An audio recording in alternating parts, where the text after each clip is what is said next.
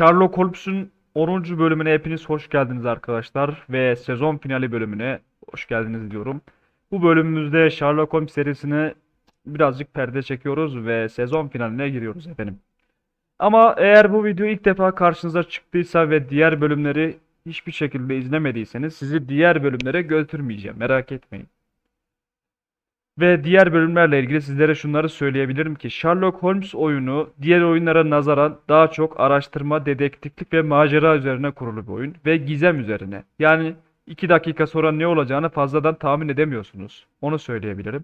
Birinci bölümümüzde annemizin mezarını ziyarete gelme amacımız şuydu. Cordona kasabasına daha doğrusu gelme amacımız şuydu.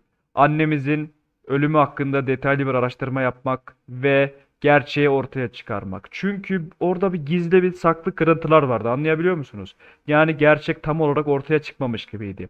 Sadece annemize verem oldu. Onun yüzünden öldü demişlerdi. Zaten öldüğünde Sherlock çok küçük bir çocuktu. Şimdi 21 yaşında genç bir delikanlı ve annesinin ölümünü detaylı bir şekilde araştırmak için Cordona kasabasına adımını attı. Adımı attığı günden beri işleri bir türlü rast gitmeyen Sherlock ve onun en sevdiği arkadaşı John'la beraber bu maceramızda 10 bölümdür gittik ve şu an 10. bölümümüze geldik.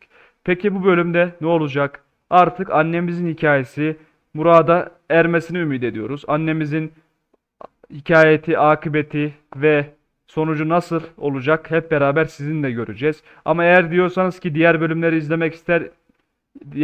izlemek istiyorum. İzleyebilirsiniz. Her yerde link koydum. Aşağıda da var, burada da var. İzleyebilirsiniz yani iyi olur, sıkıntı yok. Ama bu bölümümüzde ne yapacağız biliyorsunuz.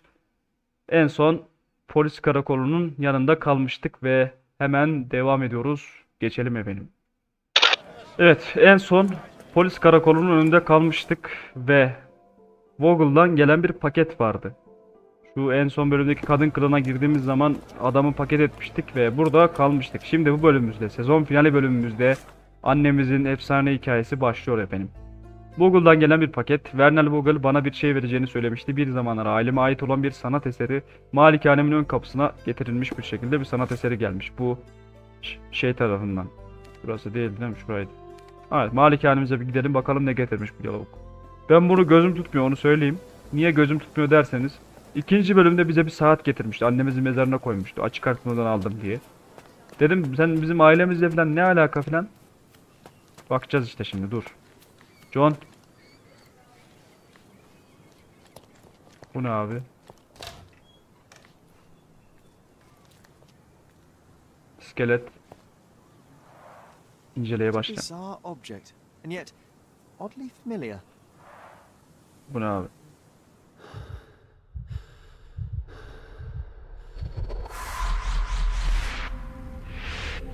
Her anı geldiğinde bir şey hatırlıyor Sherlock biliyorsunuz.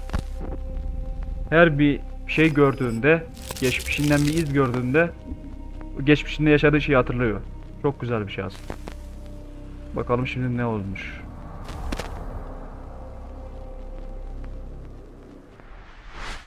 Did you just remember something? Yes. A room full of curiosities and artifacts. I think I can find it. Malikanenin içinde antika ve eserlerle dolu bir oda var. So, you continue to pursue the imaginary. Bu kim lan? Mycroft mu? I hoped you might have got all this out of your system by now. Mycroft, what are you doing here? Get Mycroft. out of my house. It's my house, actually. I've come to bring you back. I have no interest in returning, let alone with you. I know Ne you yalan lied söyledin about lan? mother all these years, claiming she was merely ill, but she was unstable. She never had tuberculosis. She was not recuperating, but mentally deteriorating, and you Niye söylemedin never lan? once thought to tell me. How dare you? Oğlum I shall ölümü not değer miydi lan? indulge this petulant tantrum. You can just tie yourself out and then slink back to London with your tail between your legs. Just tell me everything. I'm an adult now. Show me the basic courtesy of an explanation. You know I will find out eventually. The goal was stability, and that's what you got. The right thing for everyone was to try and move on from her passing. The consequences of one's actions determines what is right or wrong. Yes, exactly. The ends justify the means. After leaving Cordona, Sherlock, you had a normal childhood. In London, I was able to support you, guide you, shape you into a fine and productive young man. You have so much potential, so much to offer society. But that's not the end. Now I found the truth, and it has shattered everything I knew about her, about you, and about myself. I feel unstable because of you. Your actions were not justified. Lying never is. Oh, grow up, Sherlock. It was a white lie which has as much use in the realm of the interpersonal as the international. It is time you come to accept that some things are bigger than yourself. Oh, you are full of it. You like to pretend you care about the big picture, but it's just an ego. Taşlar yerine oturuyor You yavaş like yavaş. knowing more than others. You like greasing palms and rubbing shoulders with the rich and powerful. You like having eyes and ears everywhere. The fact it helps the nation is incidental. Because all you care about is yourself. It's true. I have agents everywhere, including Cordona. If you weren't so damn stubborn, you'd realize that means I'm only here for you.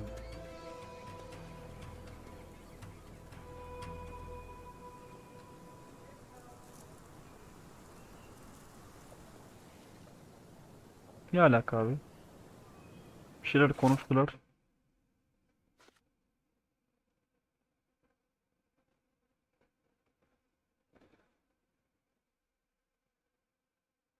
Zihin sarayımız gerçek dünyaya karışmış gibi duruyor ve bazı odalara girmemi engelliyor. Sherlock bir şey hatırladığında bu zihin sarayı açılıyor ve diğer odalar açılıyor kapısı arkadaşlar. O yüzden. Sanırım daha fazla bir şey hatırlayabilirsem içeri girebilirim diyor. Tamam bu eskiydi. Tamam şu. Parçalanmış hatırada bulduk bir tane tablo. Büyük ve solgun kemikleri incelediğimi, büyütecinin yansımalarını ve annemin sesini hatırlıyorum. Eser ve antikalarla dolu bir oda vardı. Malikanenin giriş katında unutulmaz bir resmin yakınlarında olmalı. Hemen malikanemize girelim. Minecraft biraz boş yaptı. Acanım macanım var diye bir şeyler sıktı ama.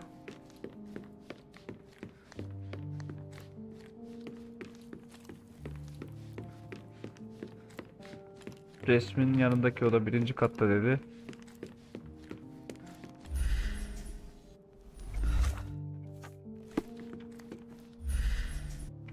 Yok şu 1. kat burası abi.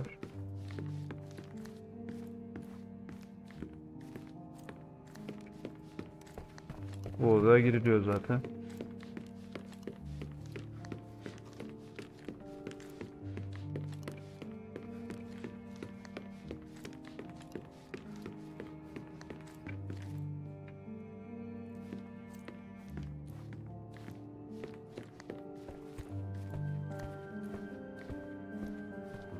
Artık taşlar yerine oturması lazım. Dur.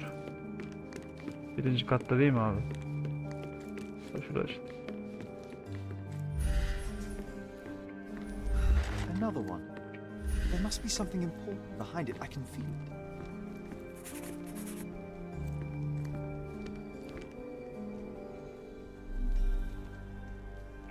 Evet dur. Burada yine John'la beraber bir tane elimizde tahta var.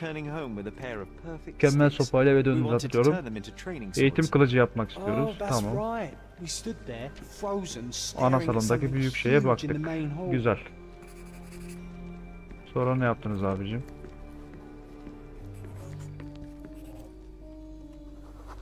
Kadın balık kürü gizemli. Ha, içinde deniz kızı olan bir akvaryum. Başka bir şey olmalı dedi.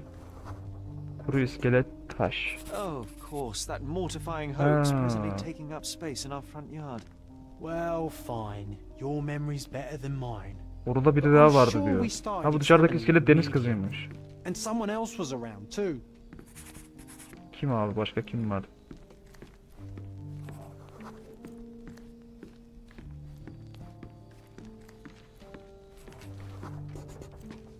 It was my mother. She asked what I thought of the artifact. Eser hakkında ne You were düşündüğünü really sordu. concentrating and holding something in your hand. Gerçekten elimizde tuttuğumuz bir şey vardı. Annemiz burada. Cam var. Alet. I Büyüteç inspected mi? it with a magnifying glass and was able to confirm it was made of two different Deniz skeletons. kızı sahteydi. The mermaid was a fake. And so it was time to smash the thing. Ha, Your sahte mother olduğu took için a kırmaya hammer and- kalkmışız. Slow down, John. That's not how it happened. I remember other people joined us. Başka insanların da geldiğini hatırlıyorum. Yüksek sesler The işçiler. workers took the artifact and İşçiler placed eseri it aldı ve into the antika cabinet dolabına of koydu. Annemin curiosities. It sahteler became koleksiyonunun bir part of Mother's parçası oldu. collection of fakes. She always said that the truth lies in the details. Gerçeğin This detaylarda mermaid olduğunu helped me to söylerdi remember. annem. Sahte koleksiyonu mu varmış abi annemiz? Evet. Kapı açıldı. Ah yes, my Evet. mother's studio. She was an authenticator and this Güzel, was her antika cabinet of odası. curiosities. Bu oda büyük I never ihtimal saw the bizi point. What does it matter daha if some iyi yere artifact is getirecek. real or not? It still exists. Kafamızdaki soruları çözeceğini düşünüyorum bu odanın. Evet. Aya heykelinden bir One of the başlayalım. most ridiculous fakes I ever saw. Its owner insisted it was a polar bear. He thought the white paint on the brown fur wasn't noticeable. Beyaz boya. Sahte tabii kardeş. Rahat battaniye. I remember this cozy blanket. It was perfect for... Wigwam! Oh, that was a joy to build them. Imagining ourselves as wayfarers on the other side of the Güzel world. rahat bir battaniye var. Burada bir şey kurmak için eğlenceli diyor.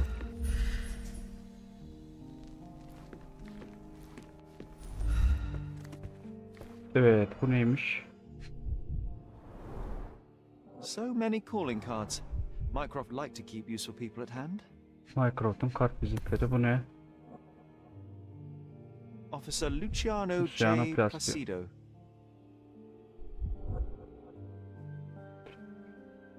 Reliable and Güvenilir driven. olsun. I recognize Mycroft's handwriting. Minecraft'ın el yazısı. Bu kim?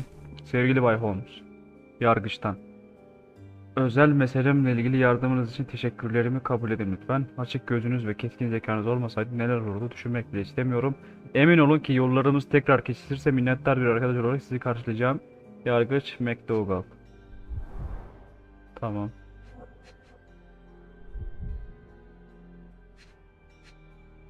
Bu ne abi? Carefully opened. Dikkatli açılmış. Dated 24th of April 1869. 879 tarih. Bay Mycroft Holmes abimize. Bu Cordona Belediyesi tarafından Bayan Violet Holmes'un ölümü hakkında Doktor Otto Richard'ın mahkemesine yargıç mektup talebiniz kabul edilmiştir. Doktor Richard'ın mahkemesinde savcılığın ana tanık olarak sizi çağırdığını tarafınıza bildiriyoruz. Sayfanın arkasına yazılı tarihlerde Cordona Ceza Mahkemesi'ne gelmeniz gerekmektedir.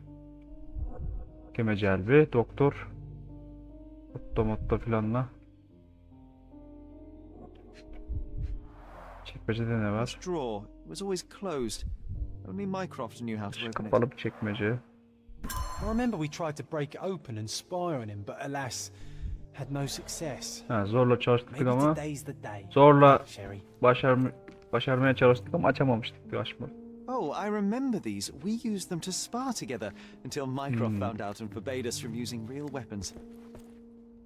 Başka neler var? Odada bayağı güzelmiş. 852 mi? 1852, Bingley, West Yorkshire. Batı Yorkshire.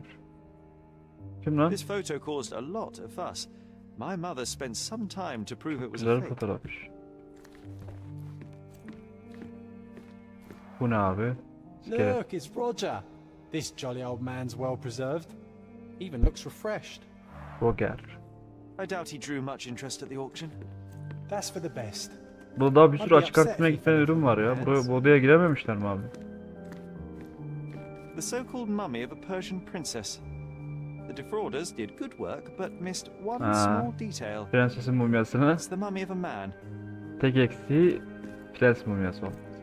Güzel. And this one was brought Alman from a müzesinden German museum. getirilmiş. They İlklere claimed ait it olduğu iddia belonged to ediliyordu. Vikings. Of, Nonsense, bakalım of başka course. neler bulacağız Vikings abi, never dur had ya. horns on their helmets. Hah, burada bir dosya var, bekle. Otto Richard yazıyor, bak dur. Bak bu doktorun altından bir şey çıkmaz inşallah. Ben çok sinirlendim ona çünkü. Antika dolabında bulunan yırtık bir diploma. Birileri bilerek yırtıp atmış. İsviçre, Cenevre Üniversitesi Rektörlüğü adına Bay Otto Richard. Clearly, it was deliberately torn. Niye Why yırtmış abi? someone would do that? Tulpa, The Tulpa. Studies in Tibetan Tibet mentalism. mentalizmi. An impressive number of bookmarks. Someone was rather obsessed with this subject. Kafayı fena takmış. Bu ne abi? Heh, şu doktorun şahsi notlarının burada ne işi var? Bayan Holmes oldukça ilginç bir hasta ve teorilerimden bazılarını denemek için ideal bir denek. Onu zihinsel hastalığına neden olan travmatik duruma tekrar sokmaya çalışacağım.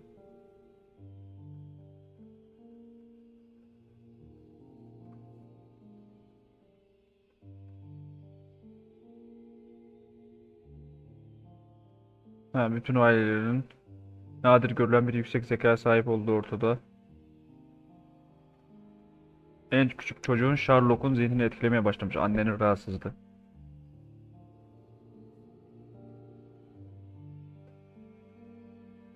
Vay, John'u neden gördüğümüzü anlatmış.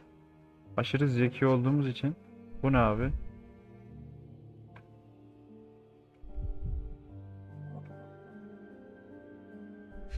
O burada mektup var. Sevgili ağabeyim. Yakın zamanda Kordona'ya geldiğini duydum. Beni görmeye geldin mi? Fikirlerimiz hep çatışsa akşamları yaptığım sohbetleri özlüyorum.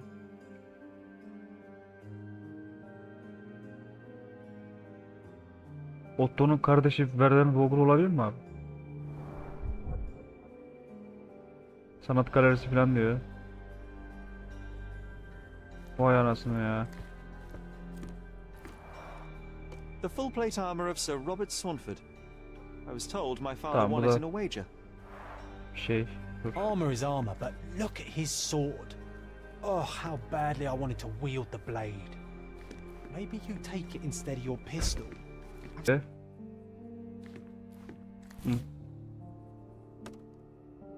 Watkinson. Watkinson and Holman, Chapter 1, by Wallace Dioram. Chapter Oh, 1. Mycroft. You always act so serious, but then reads tripe like this. John, if I remember correctly, you couldn't put this book down.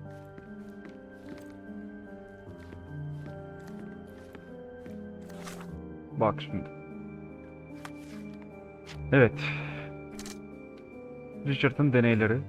Psikiyatrist Otto Richard.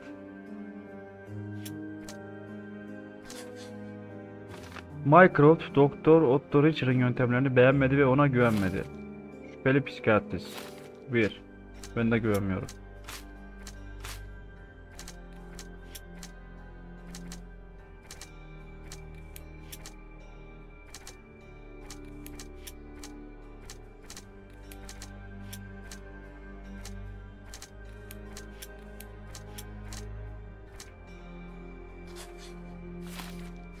Şimdi dur.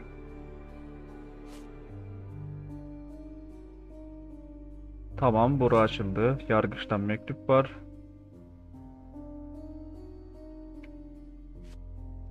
Tamam, bu soruş.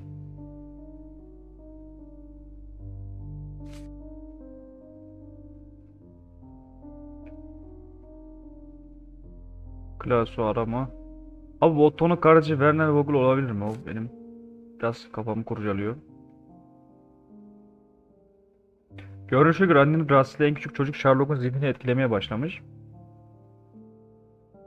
Yunan'ın hayali bir arkadaş görüyor gibi durabilir diyor.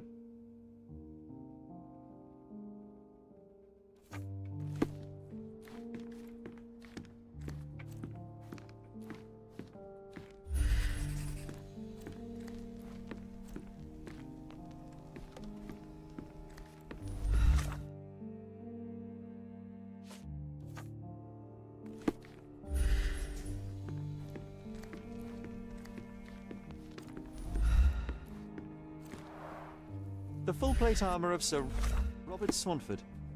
I was told my father won it in a wager.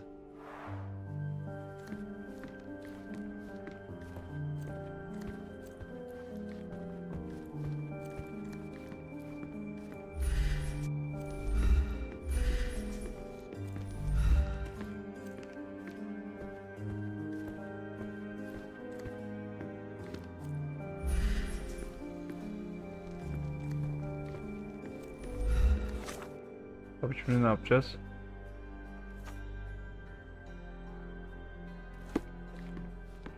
Antika dolabında oynamaya karar verdiğim günün anısı. Hah, dur. Burada bir merdiven var. Eski merdiven. I used this ladder to look at the Heh. top shelf. Şimdi hatırlıyoruz. On the day of Mother's breakdown upstairs. Right you are, Sherry. Yukarıda bir şeylere bakmaya başlamışız. Küçük merdiven.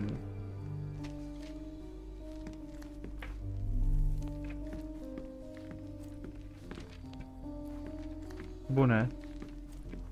Büyük eser, kötü manzara. We heard a noise. Bir ses I duyduk. can't Tam recall olarak ne olduğunu exactly hatırlamıyorum ve heykelin what, and we arkasından didn't have a pek iyi great view göremiyorum. from behind the statue.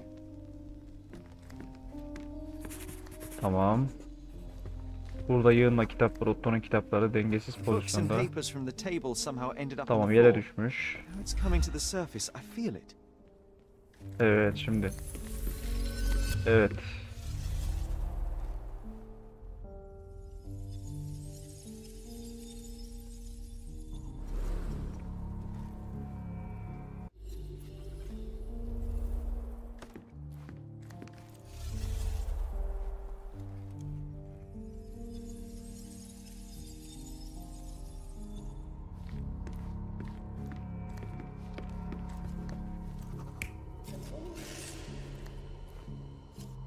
Abimiz ve Otto.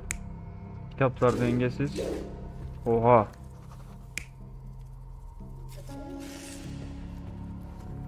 Bu ne? Şimdi. En üst rafa ulaşmak için bir merdiven kullandım diyor. Önce bunu yapalım. Bu olabilir. Başka bir şey var mı?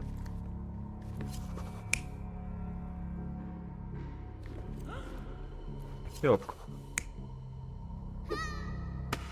Tamam, bu olabilir.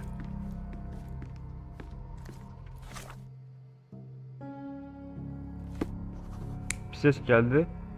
Sonra heykelin arkasında olanları görmek zordu diyor. Heykelin arkasında olacaklar. Tamam, bu mu abi? You're not even trying, Sherry. Concentrate. Allah Allah. Bu mu lan? You're not even trying, Sherry. Concentrate.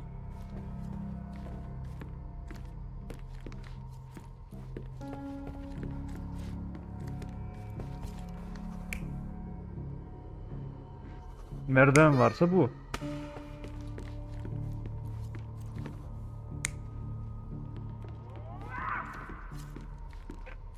Bu olabilir mi? You're not even trying, Sherry. Concentrate.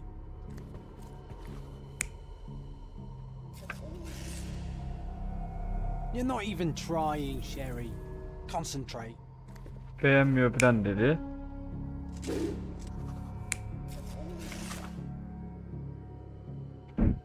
Çalışma masasındaki kağıtlar ve kitapları yere düştü ama nasıl olduğunu bilmiyorum. Ama göremiyoruz demişti. O yüzden burada olacaklar. Doğru değil mi? Bu değil mi abi işte? You're not even trying, Sherry. Concentrate. Başka ne var?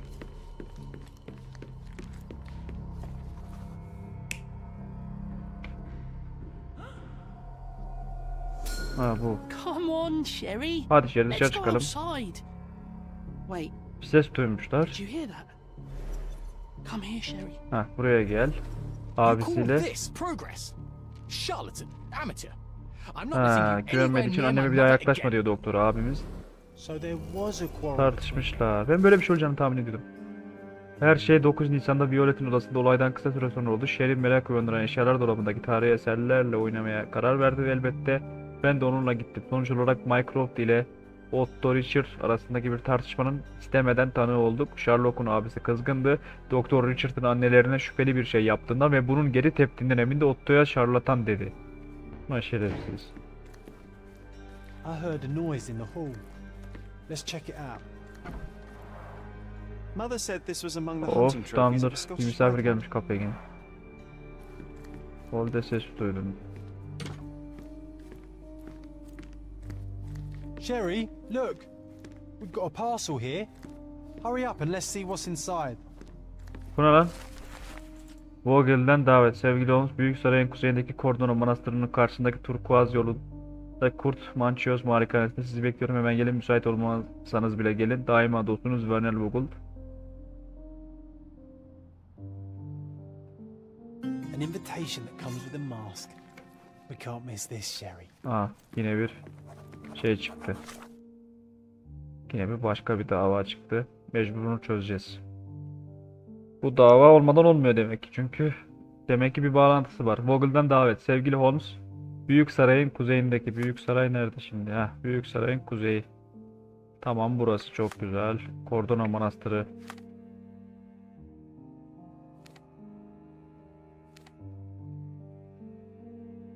Heh, Kordona Manastırı.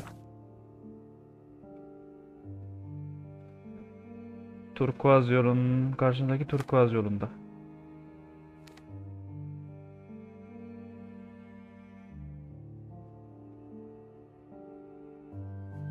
Turkuaz yolu nerede abi? Hı. Turkuaz yoluna doğru. Kurt Manşinos Malikanesi.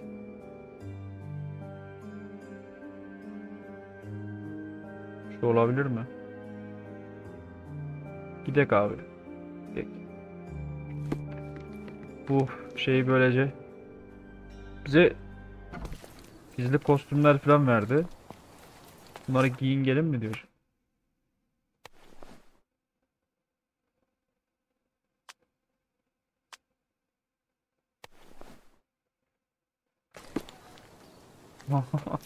Kıyafete bak.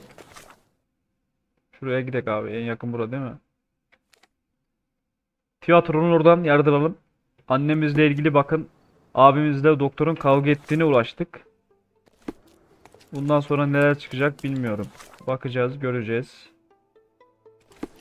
Şuradan ben yardırmaya devam edeyim. Haydi bakalım, bu bölümde her şey yerli yerine oturacağını tahmin ediyorum artık.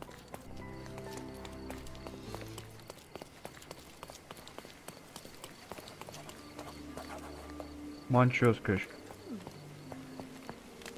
Welcome, sir. Neler dönüyor lan burada? Enjoy the evening, sir. There is still plenty of time Akşamın before the grand keyfini çıkar finale. ulan. All right. Geldik maskelerin içine. Bu oyunda böyle bir şey olması bence lazımdı zaten. Gizlilik açısından. En sevdiğim şeylerden biri.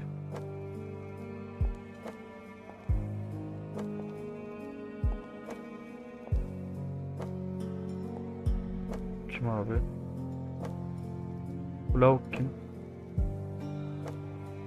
Google iti bu mu? Oğlum ne çeviriyorsun lan?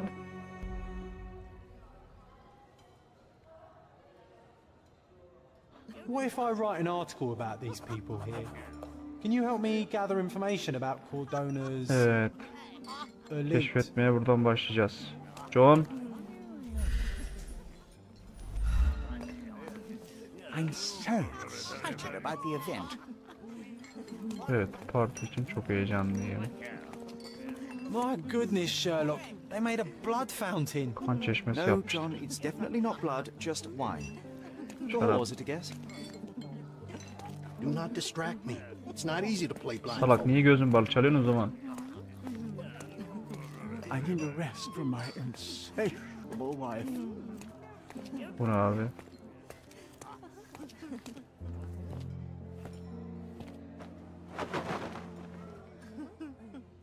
Sherlock, friend.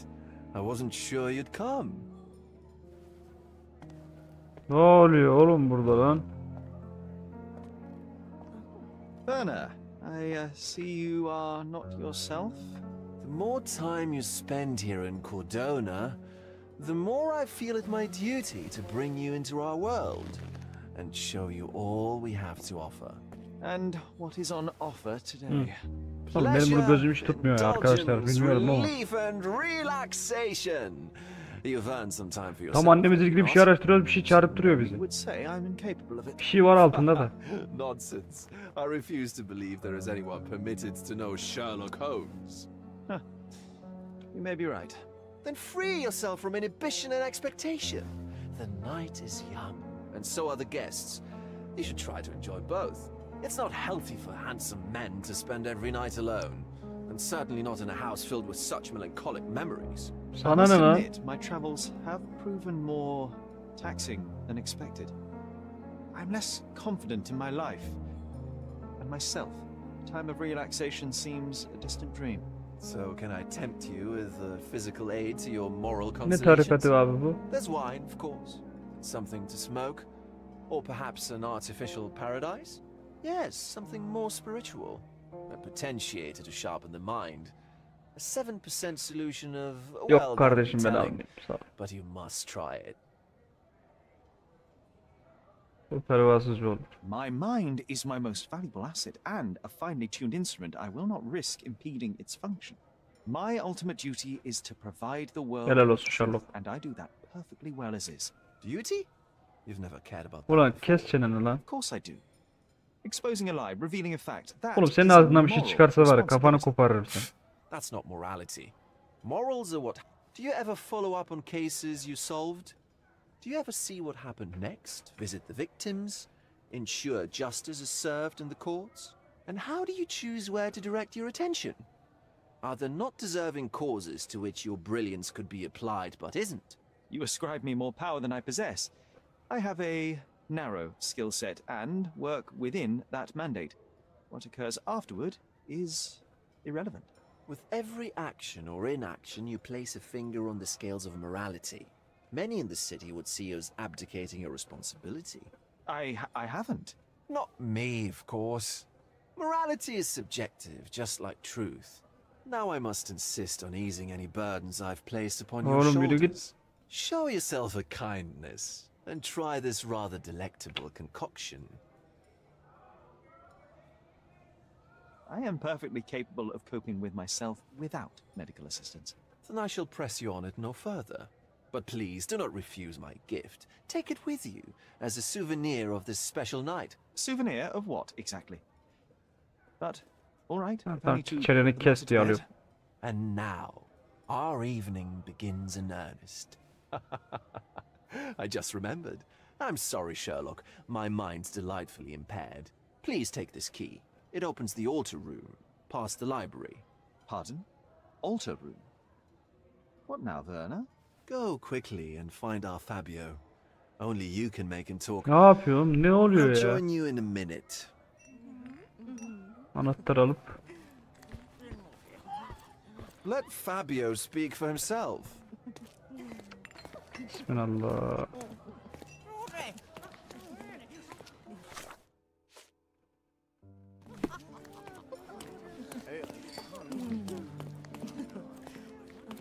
Do you know what was here before Mancho's family bought it?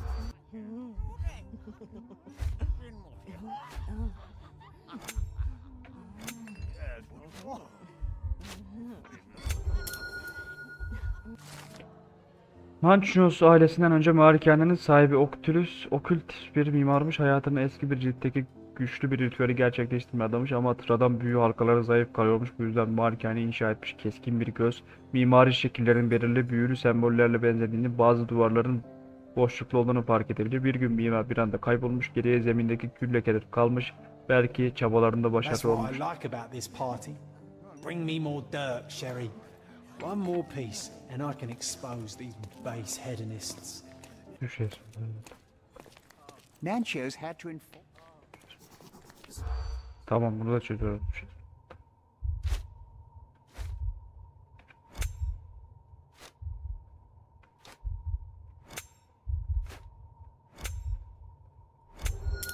Siyasi kriz. İnsanlar önceki partide bir skandaldan bahsetti. Vali yardımcısı Kovd'un müstakbel eşi Prusya düşesi tarafından genç adamlar arasında basılmış. Evlilikleri politik amaçla yapılacak olsa da düşesin hisleri gerçekmiş. Ha. I'll pin them down with this scoop. Thank you, Sherlock. Tamam, dur.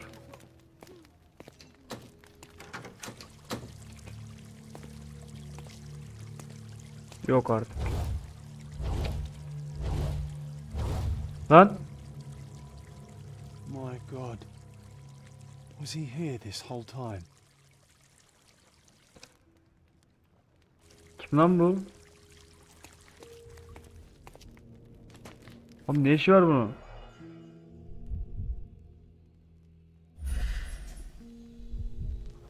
Dövme izi kapatıyor. This crude Köle tattoo damgası. partially covers as slave branding. Köle. Niye öldürülmüş abi? Her gün bir cinayet şeyi çıkıyor ya. Bu ne? This golden handle has a bloodstain Kan on it. lekesi var. Altın sapı. This golden handle has a bloodstain on it.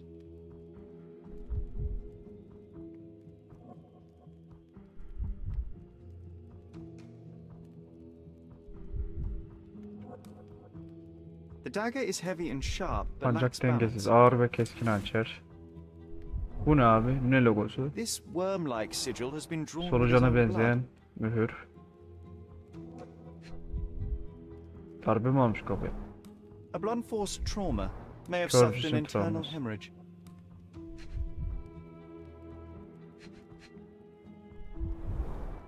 The wound is deep. A precise strike reached the heart. Yara oldukça derin. Kalbe kadar ulaşmış diyor.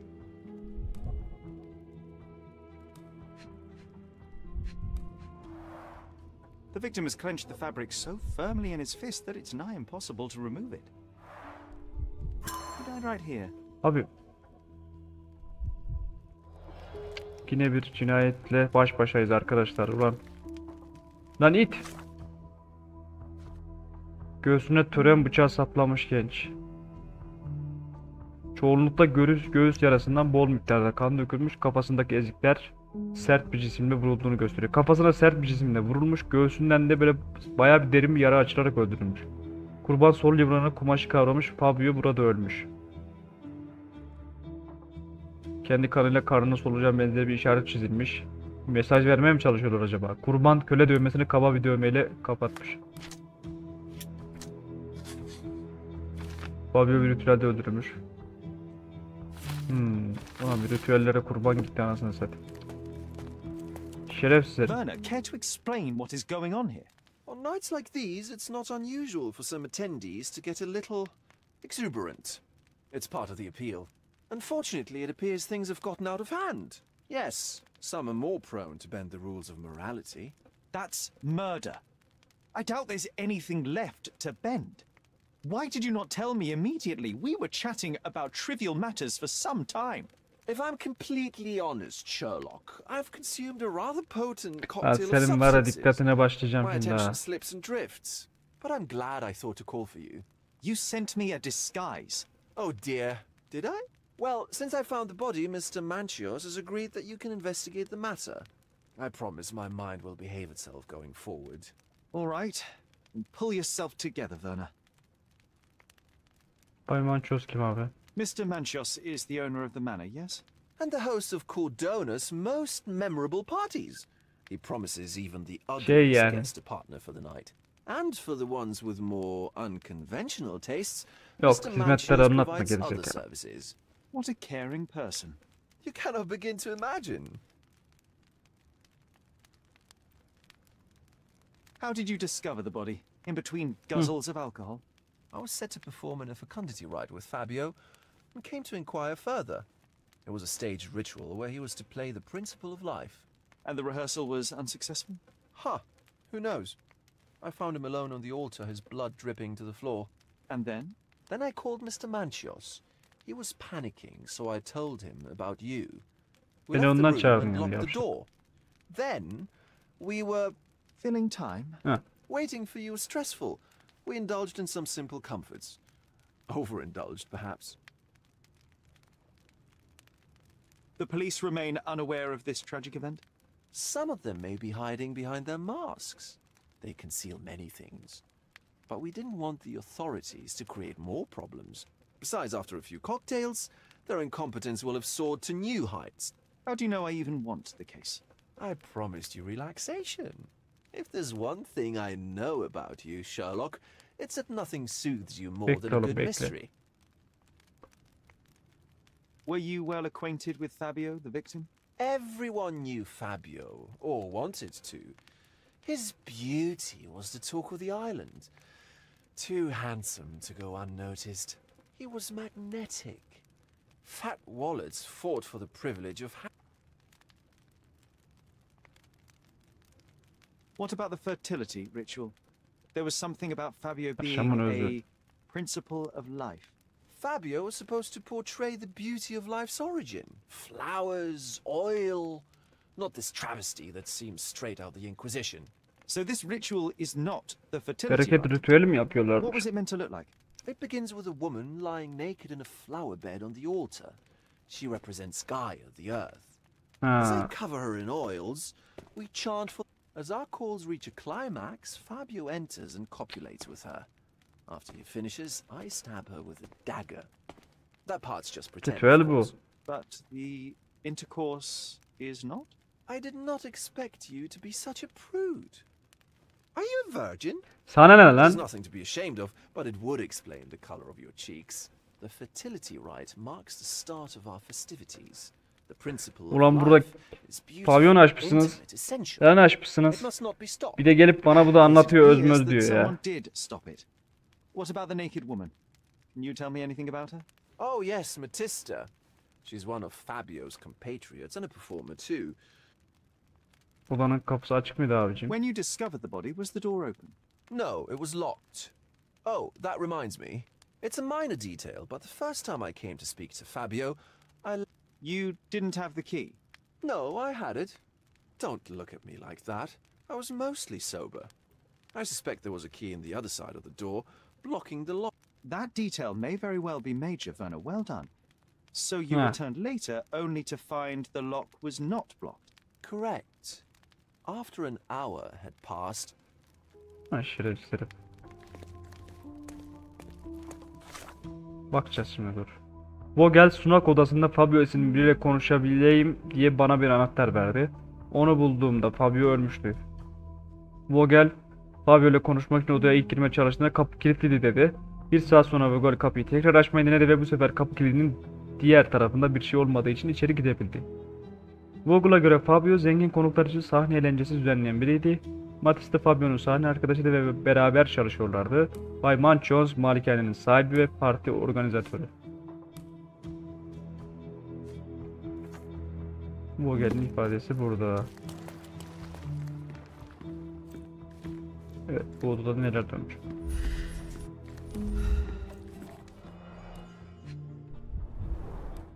Enough cigars to burn down the entire mansion. Pro var. Bayağı büyük pro var.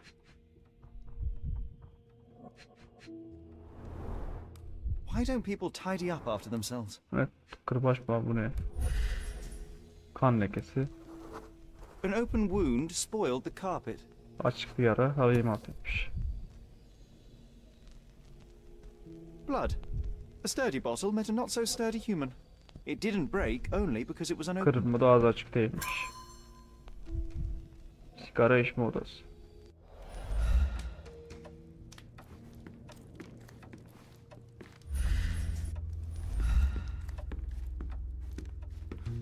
Burada ne yapıyorlar? Muz var.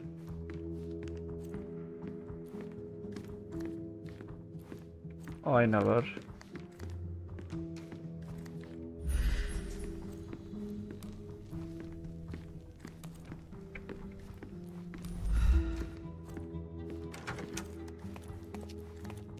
Soyunma odası.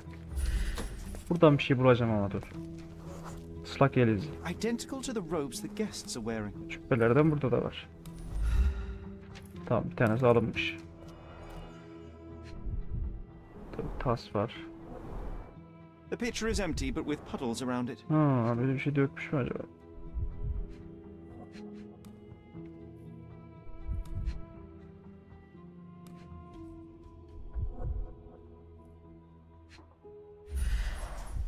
Blood clots are adhered to the sides of the Kan drain. pıhtıları giderin kenarlarını kapatmış.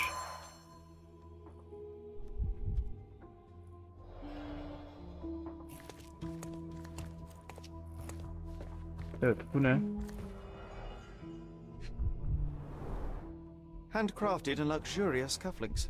There's also a note. Fabio için. For my Fabio. Mekanın patronu Manchos. yazmış. Bu ne anahtar? Kilit anahtarı buraya mı koymuşlar? F. The key is similar Fabio. to the one that Vogel gave me. Fabio'nun odasının The simgesi. capital F on the key fob might refer to Fabio. Fabio. İlk aklıma gelen bu. Kadın maskesi. Would you recognize me in one of these? I suppose not. Gizli biri. Tanınmak istemeyecek biri. Tanınmak istemeyen biri büyük ihtimal. Bekle şerefsiz, bekle dur. Burada bir şey simgelenmiş. Bir ritüel simgelenmiş. Bir ritüel senaryosu buldum. Başında şöyle yazıyor. Bir ritüeli oku ve tekrar et. Mançöz. Bir sunağın üstünde çiçeklerden oluşan bir yatak var. Bunun üstünde de çıplak bir kadın yatıyor. Gaye anayı sembolize ediyor. Törenin liderlik yapan kişi Kalir'in işi...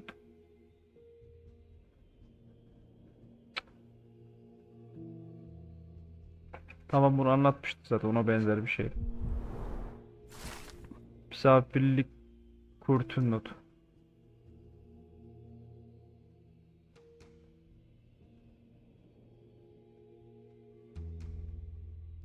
How can anyone accept such behavior? Lan Matista şerefsiz. Tarak mı bu ne? A useful tool for a disguise arsenal. Cephanelik için iyi bir araçtı. Tamam.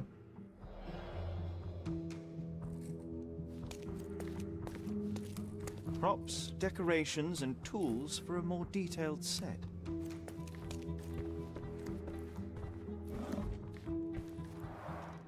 Similar to the guests' robes, apart from the bloodstains. Kan leke. Bu adam ölürken biz yaralanmış olabilir mi ya? Ne oluyoruz abi?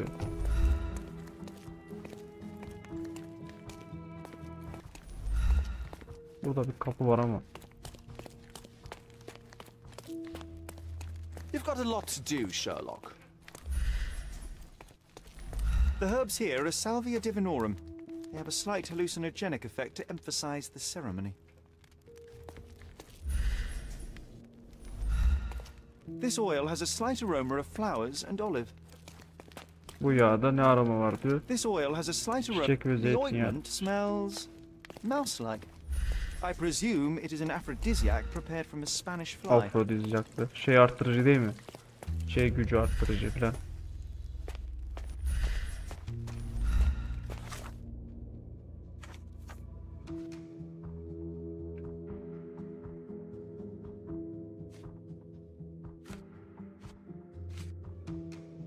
Tamam.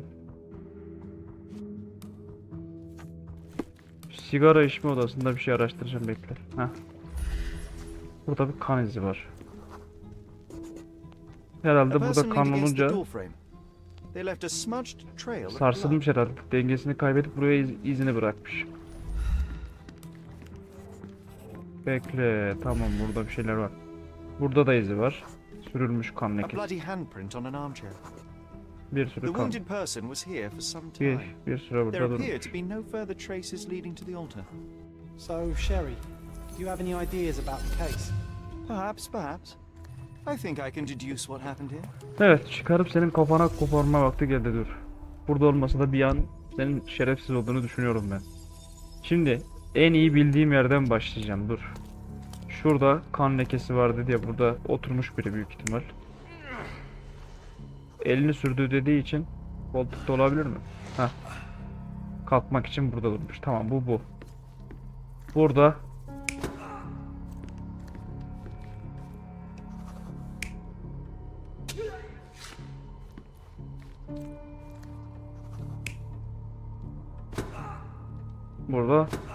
kafa darbesini buradan almış olabilir. Çünkü yatakta bir tane kafa darbesi vardı biliyorsunuz. Bu ne? Burada ellerini yıkıyor. Katil işte ellerini yıkıyor burada. Burada da cübbesini çıkarıyor. Değil ama. Dur.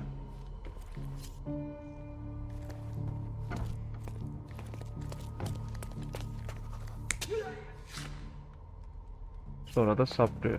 Başka ne var? Yok, saplıyor. Çok sıkı tuttu falan dedi.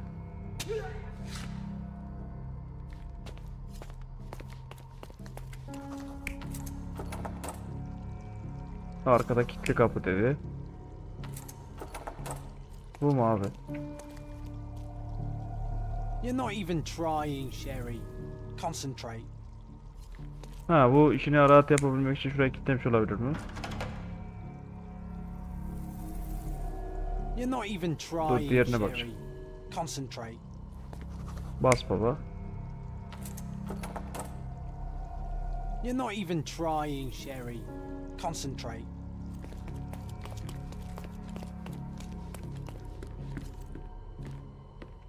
Burada kafasına vurmuş. Değil tabi de, dur. Başka ne var burada?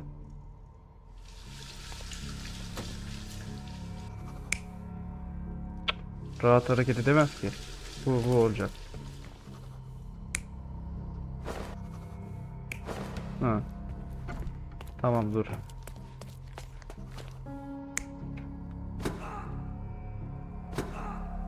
You're not even trying, Sherry. Concentrate. Dur.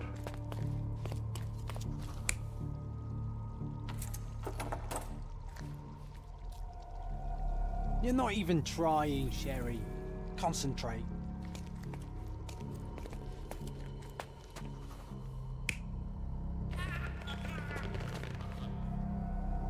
You're not even trying, Sherry. Concentrate.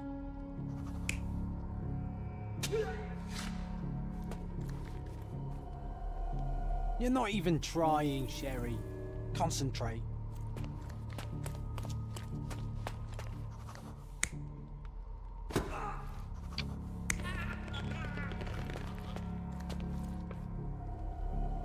You're not even trying, Sherry. Concentrate. Bu olabilir. You're not even trying, Bir yerde hata Sherry. yaptık da. Concentrate.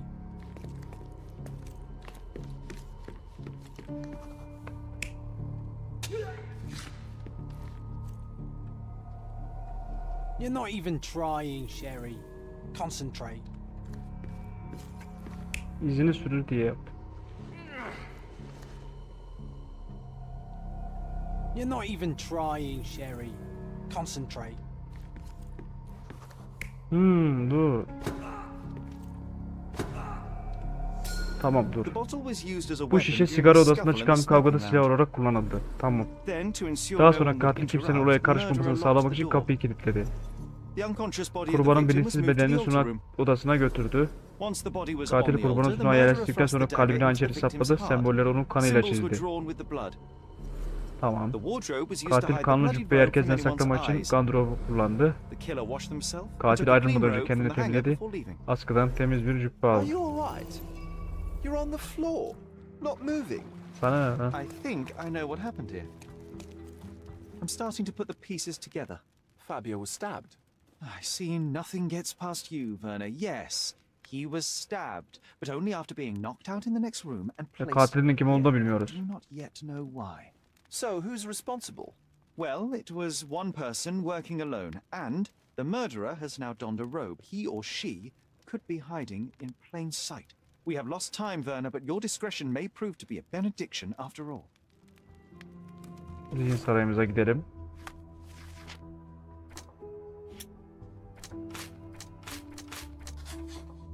Evet. Fabio bir ritüelde öldürülmüş. Ritüel bir kılıf.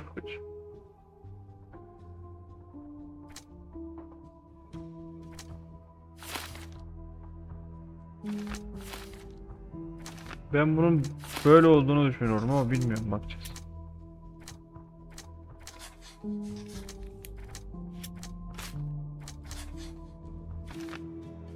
Katilde sunak odasının anahtarı olduğu kesin.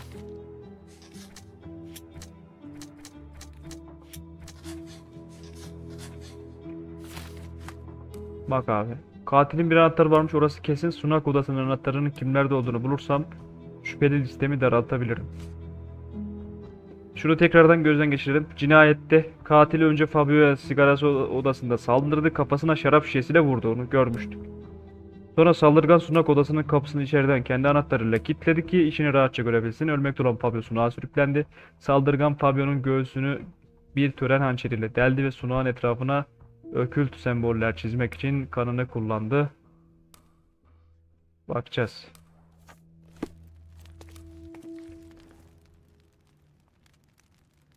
The murderer had to have access to this room. After the crime, Huh. he used his own key to lock the door. So, who had the key to the altar room? I'm not sure. As a special guest, I was provided one by Mr. Manchios. He should be able to tell you of any others. Where can I find him? Most likely in the main hall, entertaining his guests. He has a mask with golden stars. You can't miss him. Ana. But please be discreet. We don't want to risk disturbing the revelry. Tamam. Bay Manchos'a soracağız. Bu odanın anahtarının kimde olduğunu bize söyleyecek. İngiliz altın maskeli oturuyor. I need a rest from my insatiable wife.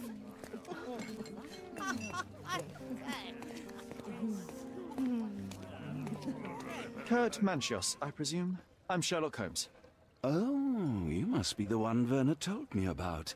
What a sweet voice you have. It must belong to a Odada adamlar öyle zırda rahat rahat. Can I call you Sherlock? As you wish, Mr. Manchios. Mr. Vogel asked me to help you. The body in the altar room requires answers, and quickly. I suspect the murderer to still be here. What? Lower your voice. I don't want anyone to hear Aslı bir us. tarikat arkadaş. I need to find all those who had the key to the altar room. As far as I know, Mr. Vogel, Fabio, and you had access to it. Is that correct? That is correct, yes. Also, Matista and Santos. Santos? Who is that? Santos Pinchetti, my major domo. In his opinion, at least. Nerede bulabilirim? I'd like to speak to Mr. Pinchetti and Matista. Do you have somewhere I might have a private conversation with them? Of course, of course. Let me think. Matista is entertaining the guests somewhere, and Santos... Oh, yes. He will be busy with the servants. Or the cook. What's that noise? What's going on? Ne oluyor? Freeze, filth. You're under arrest.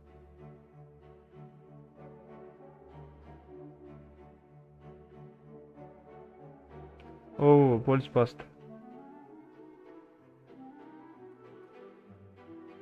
Sonunda kordonada polis olduğu gerçekmiş arkadaşlar. Vurun lan. De bize bir şey yapmasalar ya. Bu Vogel'denin salak yüzünden. Heh, basın odaları.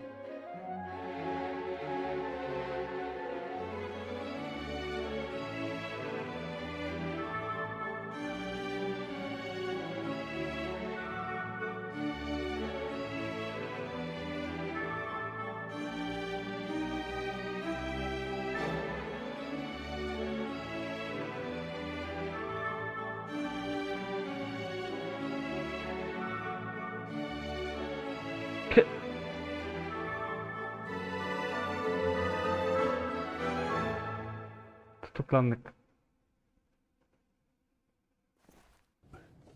Committed a crime, and now I have to free you, kiss your hand, and apologize for the inconvenience. Your Grace. I did tell you that Mr. Vogel and I were innocent. I emphasized it in my statement. Your statement? Thanks to some bigwigs who work for the so-called good of the country. Gerizekalı, bütün releasing suçları ben thieves çözüyorum lan. like you. Thank God we have Vogel in his letter. Once I get to that goldfish, I'll... Bigwig. Oh, my wretched brother Mycroft and his long nose. Wait, did you say Mycroft? Mycroft Holmes? Are you the youngest son of Violet Holmes, rest her soul? You knew my mother? Not personally, no. Not exactly. I was working on the paperwork for that case. Would you happen to remember Ha, anything of hatırlıyorsan the söyle events? bak. Well, I didn't make the inquiry, but I remember seeing some notes. Why? Bana yardım etmelisin abi. You must help me. It would mean a great deal to me if you could find any information about that day. Huh. Got you hooked, right? You know what? Stark and the others think they're the smartest here, thanks to you. Let me get this straight. Are you listening to me, lad? I'm all ears. Take this case. Dur. Report to me only, to Constable Harvey Oswald. I'll leave everything I have on this table. Find the murderer. Be a real copper. Question the suspects, make them sing, give me something substantial. And if Mr. Vogel is not a suspect? If he's innocent, then you can take your favourite degenerate away from here. If you slip or mess with the evidence, then trust me, your brother won't save you from my bludgeon. Meanwhile, I'll be checking the archive for you. Tamam. If anybody asks, then you're a Güzel. consultant Bizim için detective. annemizi Let's make a start then. dair evrakları, belgeleri bulacak. Biz de o katili bulacağız. Anlaşmamız bu. I'm glad we managed to get the scoop before the raid. Tamam, dur. Tamam, Vogel tutuklandı. Tamam, annemin ilgili dokümanları bulacak. Karşılığında bu vakayı çözmesine yardım etmemi istedi. Kurbanlık kuzu. Pinşenti kahya.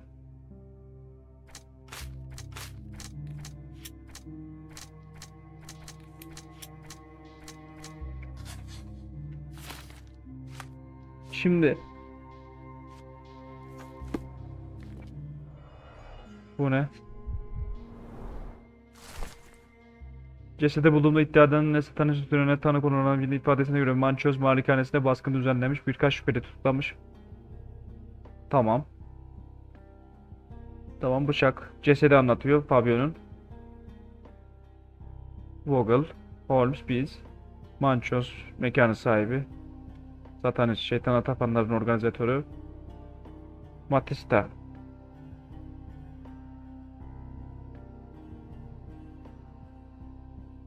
Tamam, Matista burada. 5. Back on track to solve the case.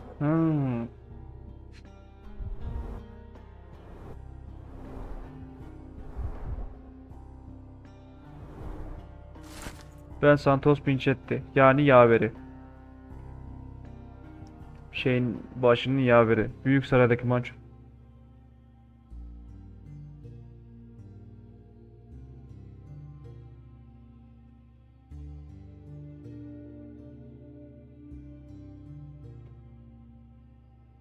Ha.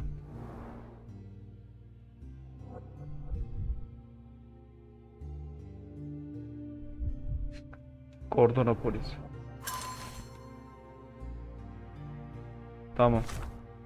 Bakalım ne olmuş. Santos Pinchetti suç mahallini detaylarını polise anlatmış. Vogel mektup yüzünden içeride. Pinchetti kaya. Pinchetti bir şüpheli. İfadesinde bahsetmediği bir anahtara sahip kendisi. Odanın anahtarı. Güzel. Santos şüpheli.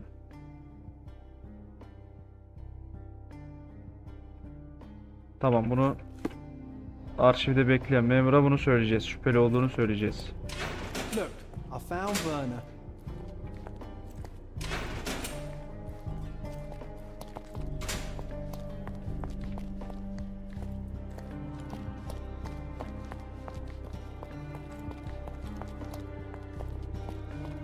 Arşiv. Kanıt koyalım. Have you considered Mr. Santos Pinchetti as a Aynen. suspect? The snitch? Have you seen him? I mean, my breath could knock him down. What's so special about him? As a major domo, he has keys that open all the rooms, including the one to the crime scene. Could have testified only to circumvent suspicion, don't you think? We need to question him. Right. I'll send our men to fetch him. Stay here. Güzel.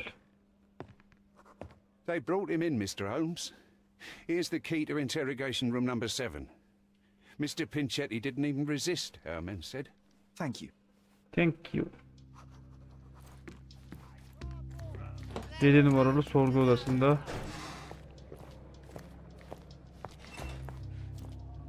3 5 6 7. Lan şerefsiz. Pinchetti, a pleasure to meet you. I'm Sherlock Holmes. I'm helping Constable Oswald. I've already told him everything I know. I'm only a witness, sir. Anahtarı niye yazmadı? And I've read it. You forgot to mention that you hold the keys to the room where Fabio was found. I need only to find if the crime was intentional. But I need to return to my duties. I doubt the house will fall without you, Mr. Pinchetti. Just be still for a few seconds. Bir gözlemleyelim şu abi. Şu lavuğu bir gözlemleyelim. Ne abisi? Onarılmış yamalı delikler.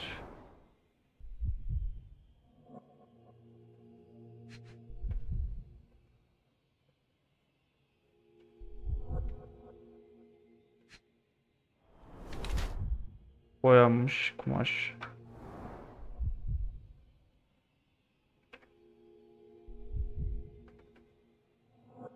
Oo, ayakkabılar. Kanlı mı kirli mi? Kana basmış. Ama bu öldürse bile ben bunun bir kukla olacağını düşünüyorum. Oyunda ne var? Kitaplı cilt. Santos bişeti. Fakir gibi duruyor.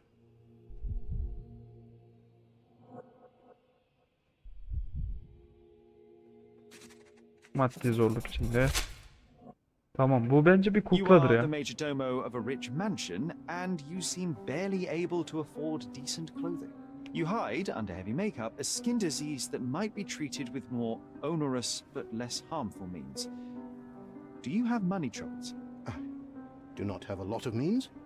Pay is below what you might Ya da onun expect. içinde yapmış But you olabilir. could easily change your job Belki if your kendisi de employer yapmış does olabilir not para meet için. your elementary needs. One can change his employer, that is true. And the blood on your shoe, where does that come from? I don't actually know. Perhaps from a guest? Kurbanı tanıyor muydun? Did you know Fabio? Not personally. He was a frequent guest, and cleaning the mess after his performances was tedious. Mr. Manchios always had a role for him, and mainly the leading one. The parties were always And Batista? Was she as popular as her partner? Don't tell her I said this, but I do not think so.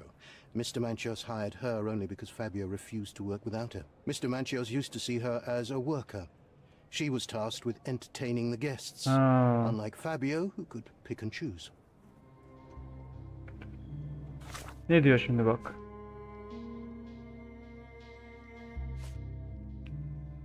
Fakir görünüyor.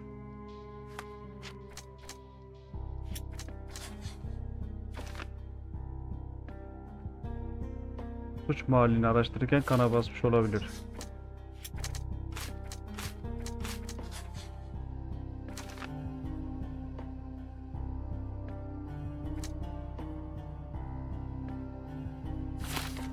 Bu da olabilir.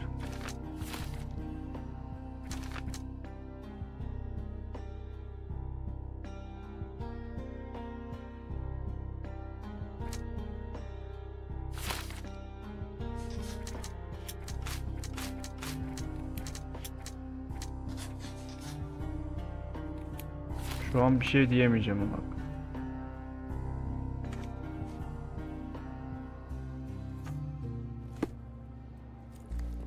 Bu ne abi? I recognize the key from the altar room among these. Tamam, sunak oda sanatları. Ne diyor?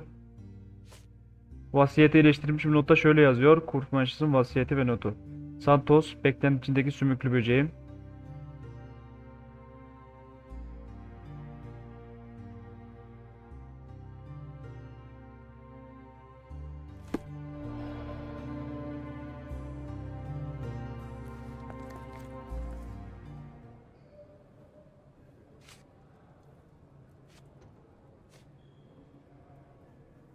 I can't help you. I can't help you. Don't expect me to know anything about it. Mr. Manchios says that you begged him to be included in the heritage. Isn't that a little extreme, even for a majordomo? He's not only my employer, he's my uncle. And I'm his next of Niye kin. vermiyor ya? The only one. Mr. Manchios flatly refuses to pay a family member. All I have to do is repay his so-called love. Ne dönüyor abi Cleaning up ya? the filth after perverts and decadents. He's imprisoned me. The best I can hope for is a new broom. That's why I wanted to have my part of the inheritance. Is it that bad? You have a roof above your head, a salary, and the status of a majordomo. For God's sake. I'm forced to dye and stitch my threadbare clothes, and the holes in my shoes are painful. Ya bu yapmamıştı I'm ya. ashamed every time a guest looks at me closely. Why do you think your uncle treats you this way? My mother, my uncle's sister, had me illegitimately. She died, and I was given the surname of one of the maids. But you are entitled to some of the money that belongs to your family. He thinks not. I was not responsible for my mother's death. I work hard. And he pays me nothing. Adamı ne yapmış ya? Fakir abi adam baksana. Boyalı kumaşla geziyor. While he wastes our estate's property on decadent parties. He paid Fabio handsomely and O da orada para kaldırıyor expensive tabii. gifts for their disgusting relationship. Zihin sarayına bir şey geldi. Kurt Mancos Fabio'ya pahalı hediyeler alırmış ölen adama.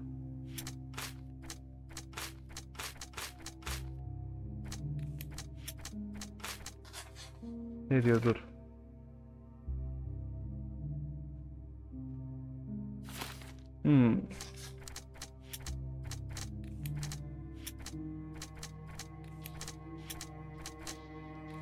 Tamam bunlar çıkmadı daha tamam. Bay Pinchetti Machios'un mallarına miras almak istiyor. Amcası Bay Manchos tüm çabalarını ve adamışlığını takdir etmediğini düşünüyor.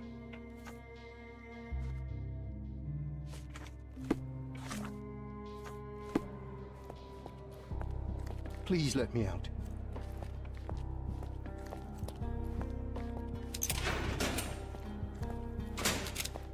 Werner, are you all right? Oh, yes. Everything's fine. In fact, it's something of a family reunion. My brother spent quite some time in this place himself. You should not be here. I told the police everything I knew, but they refused to let you go. They require proof to free you. Ha! What did you expect? The mighty Of course not. Anyway, I find proof to solve the case for him. Well done. If one... I wonder... Suppose you couldn't get the proof to your truth. Would that not be just? Söylemem abi niye söyleyeceğim? There are lines I will not cross, Werner. I will do my best to secure your release, but with proof, not deception. Really? How many white lies have you told on this? That is absurd. I can resolve this with... Let me see what I can do about all this. Geriz. If necessary.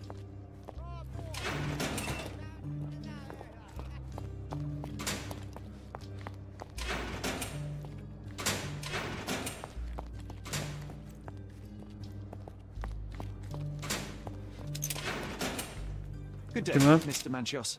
I am Constable Oswald's partner in this investigation. Be quick and gentle. Some of your colleagues are untrained bores. If you cooperate in finding Fabio's murderer, there will be no Aynen. need to Bana meet with the söyle BASHKA. kurtul kardeşim. What voice? Werner's friend? Only an undercover agent can scour a ditch full of deeds. Although I'm capable of replacing the entire department through my consultations. Sharp-tongued, I like it. May I presume this tongue... Nothing's changed. I'm looking for the murderer. That's the only way to get us out of trouble. But it shouldn't take much time, correct? We're all busy. Otur lan yerine. I need to examine you first. Önce sizi incelemem gerekiyor efendim. Dur. Gerizekalı. Allık makyaj yapıyor.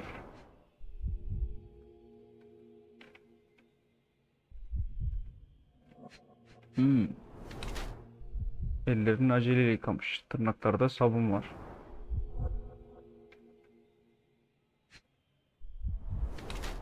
Saç boyası sebebiyle döküntü.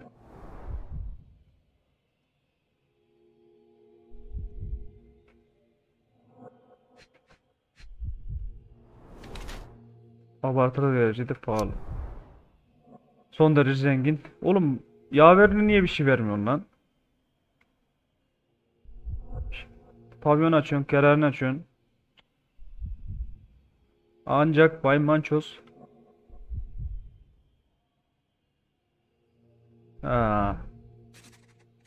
Işlanacaksın oğlum, öleceksin ya. Sıkıntı yok. You are a little over the top with your use of makeup, Mr. Manchios. Is it so difficult for you to acknowledge your age? Well, Sherlock, that's easy for you to say to an old man when you look as though you are barely 15. But still, it shouldn't be an issue for someone of your status. For people of my age, it isn't an issue, no. But the younger ones can be so afraid of wrinkles and grey flecks. I have to adapt. Such a methodical man who cares for his body but misses the soap under his fingernails. Are you so impatient, or perhaps... Abi Sherlock, bunları söyleyince I insanlar wouldn't call myself that. Silly little details. If I yalan missed it, it söyleme wasn't şeyi important. olabiliyor ama. Or rather, it was less important than who or what I was Yani focused on. etkisiz kaldığında vurmamız lazım. Mr. Vogel told me a little about your past. I'm all yours, Sherlock. You have... I'd like to know who you usually invite to your parties. Free minds who are able to leave reality for an evening, who can taste forbidden fruit without prejudice. There is nothing that quite spices up life like these parties. As you... Oh, all true laborers, I see. Vogel'i niye davet ettin? Why did you invite Mr. Vogel as your special guest? He's a pretty fellow. He's capable of surprising the public. I suppose I can't argue with that. He is a free addition to the eccentricity of... What was Fabio like?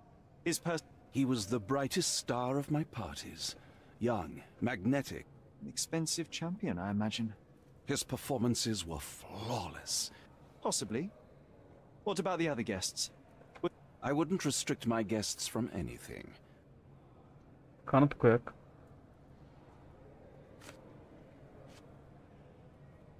You'd better ask someone else. I've read the letter about your will. Aynen. A harsh method of ridiculing Santos. I doubt he will Bıyık use cilası mustache falan max vermiş when he salak. wears no O mustache kadar to zengin begin with. adamsın, niye Where vermiyorsun? did you get it? Is the slug here? Tell him I shouldn't have to provide for him. He's a grown man who shouldn't sit on his uncle's neck. He conceives himself as my only heir. And who is he to you? He's a leech on my aging body. He has only added problems to my life since the death of his mother. I fail to see why you made him your Aynen. major domo. He needed to know his place, so I taught him.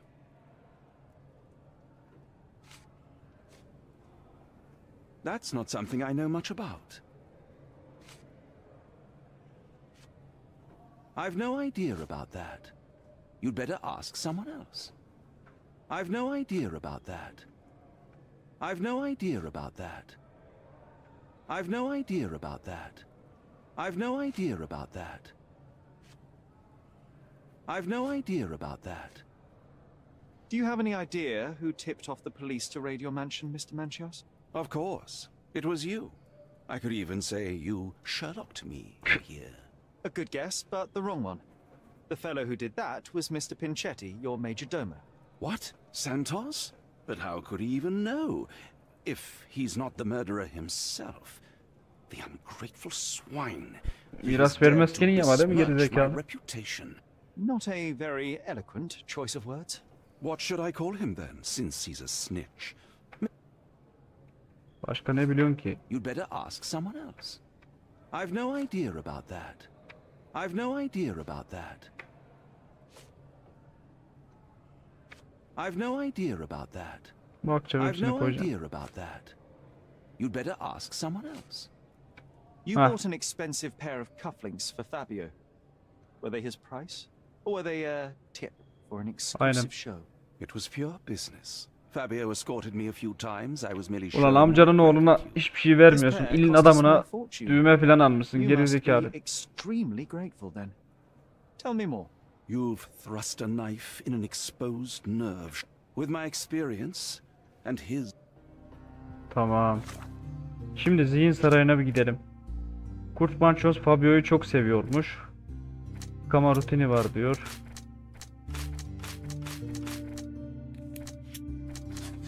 Evet, bu neymiş? Kurt Mançoz kendini ahlaksızlık için dikkatle hazırlamış. Evet.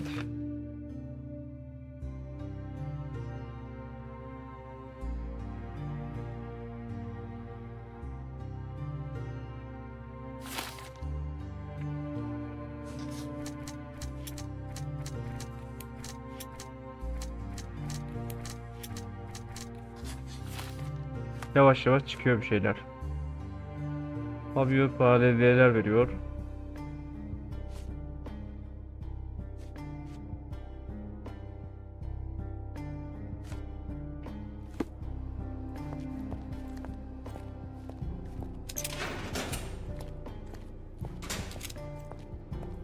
I'm Sherlock Holmes. I'm helping Constable Oswald. You are Matista, Fabio's friend. This body, yes, it's Matista. But it's a mere shell that will Kız die buymuş. someday. Just like Fab. Fabio knew the risks. Selling his body to degenerates who hid... That's only your distorted understanding of safety. I'm just here to ask questions and find Tamam. Fabio's murderer. It will not bring Sen Fabio öldürdüysen back. hadi. Hadi sen öldürdüysen. Ne olacak? Bu ne lan? İlkel öküt dövmesi. Bir de duvara çizilen Vestel ve şey simgeler vardı, onu da unutmayalım. Isırılmış tırnaklar, gergin. Tabii leke var.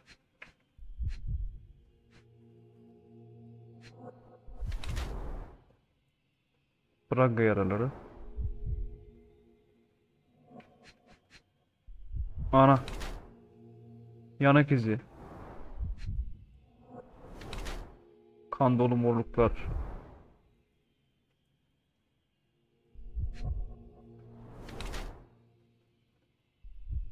Kendisi yapmış. Sahne sanatçısı.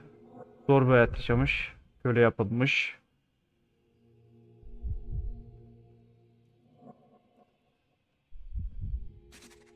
Aynen, bu böyle bir kötü hayat yaşadı. Belli zaten. Matista'ya bir sorular You soralım. have both old and new scars. I am skilled in giving pleasure, but I don't participate in such practices. I thought your body was... For sale? It's true. Many unwanted things were done to... Occult deities? Yes, the tattoo speaks loudly of it. Yes. Your gods abandoned me, and the ones I favor now are more protective of me. How did you escape? Something happened. One night the master fell down the stairs. I made him fall, and he died. We ran away that day. Fabio and I started a new life here. It was very hard at first, but it became better with time. Until today. O çürükler neden oldu? The bruises on your neck are not self-inflicted. Someone else made them. Some guests can't contain themselves. They even bite. Sometimes. Evet. Bir şey var mı? Zihin sarayı, kurbanlık su. Ha, etkileşimden dolayı oluştu diyor. Çeşitli morarmalar olmuş kardeş.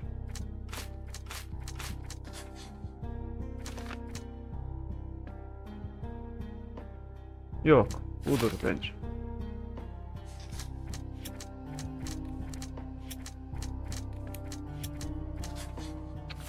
Şimdilik Matista bir sahne sanatçısı ve Fabio'nun arkadaşı, sunak odasının anahtarına sahipti. 2 kişiydi biliyorsunuz. Tutuklandı ve 6 numaralı sorgu odasına yerleştirildi. Matista eskiden bir köleydi. Fabio ile bir geçmişleri var.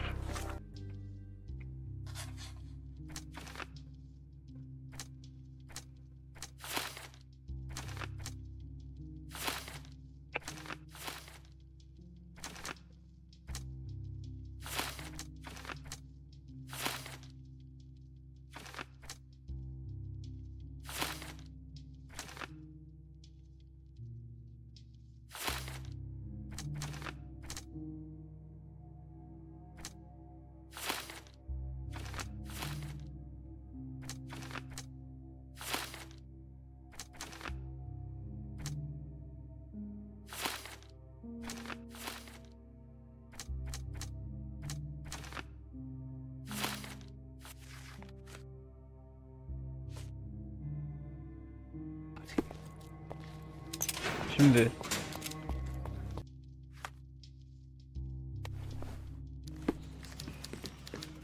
kıyafeti değiştirerek.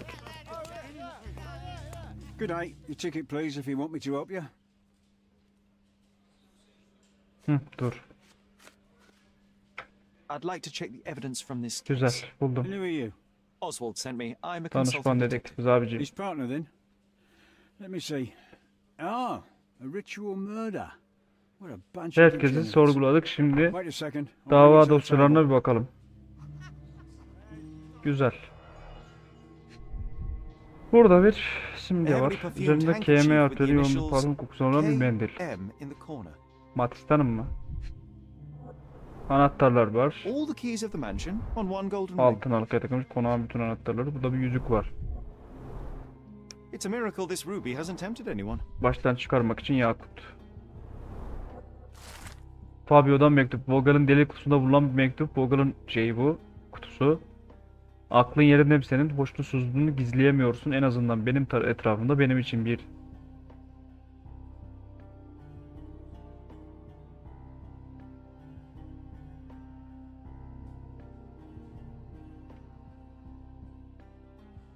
Not the time for privacy. Bir şeyden Google'a An yakınmış. emergency kit for boredom. Acil yardım kiti. Bu ne? Werner's personal sketchbook.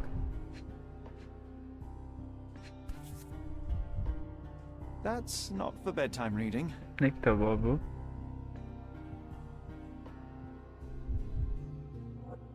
That's not for bedtime reading. Oh. This ex libris belongs to Manchios Library. Manches'in kütüphanesine ait. Polis tutuklama esnasında bu okült kitabı Matista'nın çantasında buldu. Kitap etiketine göre cilt Bay Manchos'un koleksiyonundan alınmış. Olay mahallini andıran bir törenin görsellerini ve tariflerini barındırıyor. Kıymetli birinin yakın zamanda ölmüş çıplak bedenini hazırla. Ana, Mars ve Venüs sembollerini çiz. O maktulün yanındaki duvara çizilen semboller. Tamam. The book describes a ritual similar to the one performed Aynen, in the benzer altar. ritüeli anlatıyor. Bu ne? A handcrafted charm that contains hair and nail clippings.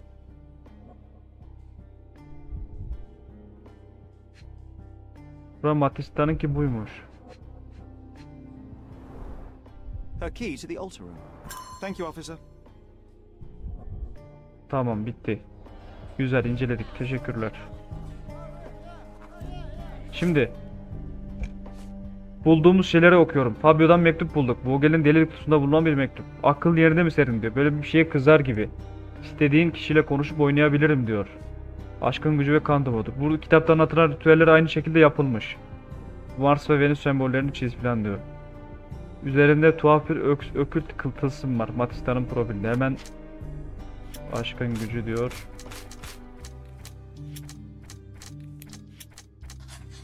Dur. Mektup Manchios için olabilir.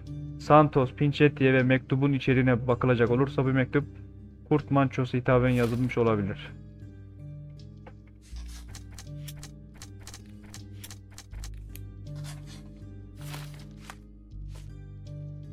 Vogel'in cebinden çıkan mektup Kurt Manchios'a yazılmış olabilir. Santos, Manchios'un Fabio'ya garip ve pahalı hediyeler verdiğinden bahsediyor. Mektupta Fabio başka birinin öfke patlaması yüzünden aldığı hediyeleri saklayacağını söylüyor. Görünüşe göre Fabio bir öfkeli mektubu Manchios'a yazmış. Tamam. Evet, biraz daha oturmaya başladı bakalım. Kanıt koyabiliriz. You'd better ask me a question I know how to answer. I've nothing to say about this. I don't think I can tell you anything about this. This letter proves nothing. Fabio wrote it to Mr. Manchios. It's time to free Mr. Vogel. Do you really think I'm that naive? I need proof, not words from his friend.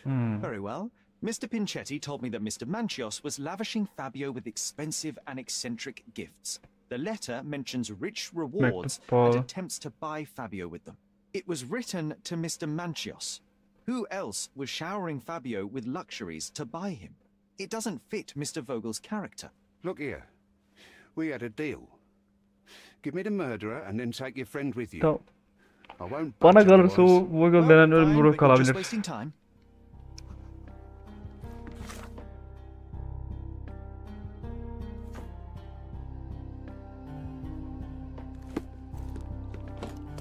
Sana katili nasıl getireyim abi ben? Şimdi ikisinden birini öldüreceğim, benim canımı sıkmaya başladı. There is undeniable evidence that you were the original recipient of this letter. What are you talking about? Is it addressed to me? Your protege wanted a fresh start, it seems. This is sufficient to charge Ha, you. yeni bir şey Me? istedi. Hurt my star? Are you insane that you would accuse me of such a thing? He did not consider himself as yours. Do you have any idea as to how the letter could have ended up in Mr. Vogel's pocket? You were the detective. Perhaps he took it from Fabio. Werner was a little high. Do you recognize this book? Could Matista have borrowed it from your library? She didn't ask me. How Bence bu ungrateful. öldürmüş müdür lan? The things described in the book were inspiration for the rituals you performed? Do Zaten you başı really değil mi? believe that blood, symbols, O ondan and bir şey istedi. Bu da incantations can sinirlendi öldürmüş olabilir resurrect the mi? dead? They are just eerie tales with a mix of occult. My rituals are a stage. Tamam, bekle.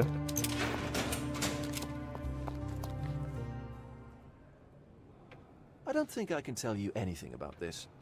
I have reason to believe that the intended recipient of the incriminating letter may have been Kurt Manchos. Well, that makes sense. Too bad I can't remember how I came to possess it. Though I did spend quite some time with Mr. Manchos during the party. Unfortunately, even with an answer, that may still not be enough to clear you with the police. But fear not. I hope you're at You being on a bender? touche. Bakalım çıkacak şimdi, bekle. Heh.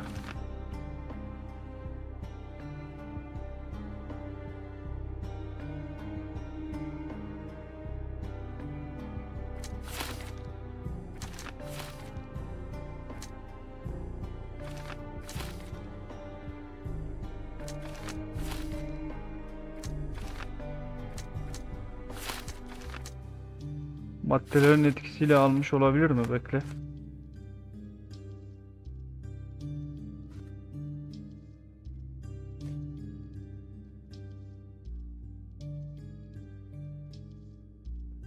Matista'nın kitabı almasına izin vermemiş diyor. Matista'ya soracağız şimdi, bakalım.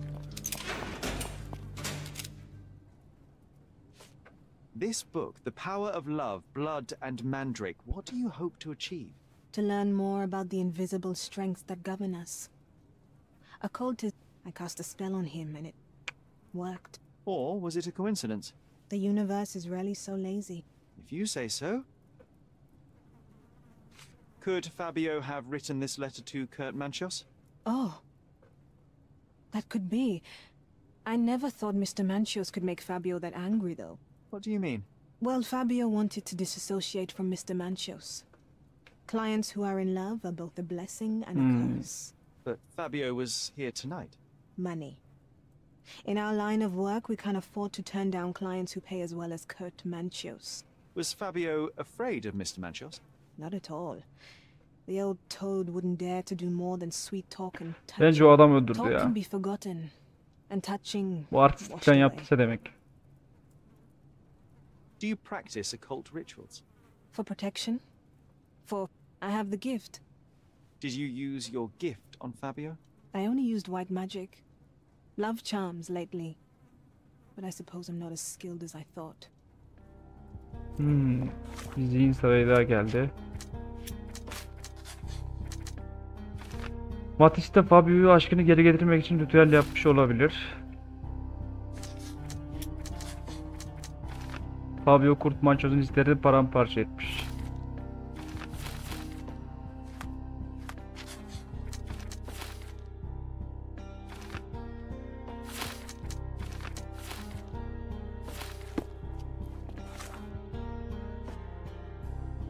Matista mektubu Manchos'a yazılmış olabileceğini düşünüyor. Fabio, Bay Manchos'la tüm bağlantılarını koparmak istemiş.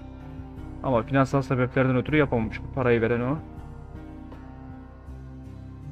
Vogel'in mektubu Fabio'dan aldığını iddia ediyor.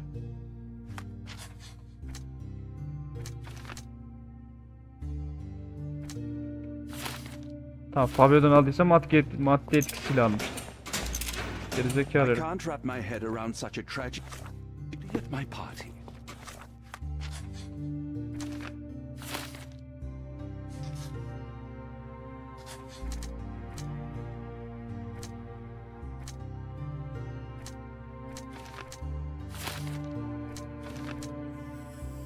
Tamam, dur. Manchos mektubu koymuş. Manchos cinayetten sonra yıkanmış. Katil Kurt Manchos. Yıllar boyunca Fabio Kurt Manchos'un kalbiyle oynadı ve genç sanatçıya olan ilgisini suistimal etti. Manchos bir kez daha reddedilince Fabio'yu öldürdü ve şüpheler üstüne atmak için bir aşk ritüeli sahneledi. Şerefsizleri.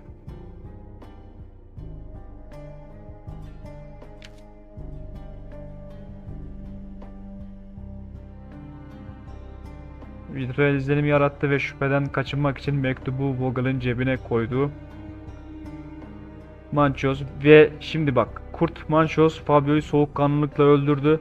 Matista'yı yıkmak için bir ritüel izlenimi yarattı, kitabını filan vermişti. Şüpheden kaçınmak için mektubu Vogel'in cebine koydu ve şüpheleri Vogel'in üzerine çekti. Millet ondan şüphelenecekti çünkü mektup orada onun cebindeydi. Manchos başkalarının hayatına değer vermiyor ve asılmayı hak ediyor abi.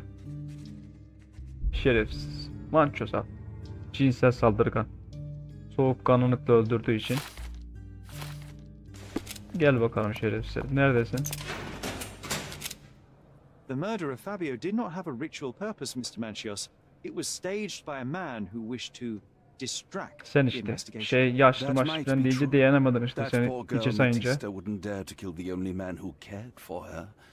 So, Santos. Ben bunu olacağını tahmin ettim ama. Snatched at the chance to solve his problems. Ungrateful little scum.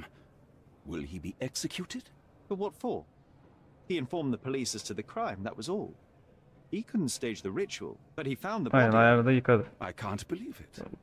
Why did Werner do it? Mr. Vogel, he had no reason, and he won't be a scapegoat as you plan. You put Fabio's letter in his pocket when he was intoxicated, didn't you? You can't be serious. You staged the murder as a satanic ritual. It was easy for you since you were the one Aynen, who wrote parti the zaten scenarios for the bunun parties. başlığı bu değil mi? It was your way of avoiding suspicion. A respectable man in his Kimse şüphe 60s, çekmeyecek. Early 60s. who hosts the cream of Cordona's society, cannot possibly be a murderer. But the guests who behave like animals in his mansion, of course, one of them could have killed Fabio. I did oversee a few of the rituals, but I did not stage Fabio's death. We can very often deduce someone's life by their shoes or their fingernails. You are a meticulous person, but this murder was fairly traumatic and filthy. After you stabbed Fabio, you were covered in blood. You panicked and neglected to rinse the soap from under your fingernails. The devil is in the details. Şeytan aynısında gizlidir Manchos. I missed it simply because of the busy schedule of the party. Of course, a staged murder was certainly not planned. You're at the twilight of your life. You have no partner, you have no children. You had feelings, however, for one man. That was Fabio. You loved him. That is, you wished to own him with money. Oğlum yuh, hayır. But he was also a free Hayır, man, hayır. was he not? He turned his back on. Quite unjust. Lan. Love, so cruel. Lan and senin painful, kalıbına. and Fabio, with his words and deeds, made you feel the more wretched. So you killed him. You must surely perceive that my sensitive nature wouldn't allow me to hurt anyone. Fabio'yu seviyormuş gerizekalı. Fabio played with your feelings. That was painful to Tabii realize. sevdiği için You de spent so much time dayanamadı, and öldürdü. effort to be with Fabio, but he didn't respond. You wanted to be loved, but Fabio shattered your dreams. In the smoke, he wanted you to suffer, but the deception was unbearable. Tövbe Once you understood estağfurullah. Bu your senaryoyu mistake, kim it was too yazıyor abi late. ya? You were afraid, so you staged the ritual. With such a story, you might be sentenced to a few years. It might clean your conscience, and soon the case will be forgotten. No. No. This is my decision. Gerizekalı. Bu senin kalıbına tüküreyim ben. Nalet herif. There's no fool like an old fool. Kurt Manchios did it. A young boy played with the heart of an old man. The latter couldn't handle it. The evidence I obtained clearly shows that the quarrel was not intended to end badly. It was an accident. Showing pity towards your own kind, Holmes. Whatever. All I'm saying is that prison won't take much away from an old and crushed man. Fine. A big name like that will still give me a promotion. As for my part, not everything was in place. Perhaps some documents were transferred somewhere else, but I couldn't find Evet, a trace annemiz of it. hakkında. Then I remembered. The discarded document drawers where we put the lost papers or the badly labelled ones. Including the crime scene report of Belge Violet çekmecidir. Holmes's case. Everything I've found is on the desk here. Take it. Your persistence has saved me. Yeah, well, we had a deal after all. Ya şu Vogel'ı tutukla be. Şey yapma, salmayın abi, ben o şerefsizi sevmiyorum. Vakayı tamamladık, dur şimdi. 7 numara şurada tutanak. Olay yerine gelen memurlar Bayan Violet Holmes olarak tanımlanmış olan maktulü Sterwood malikanesinin bahçesinde yerde bulmuştur.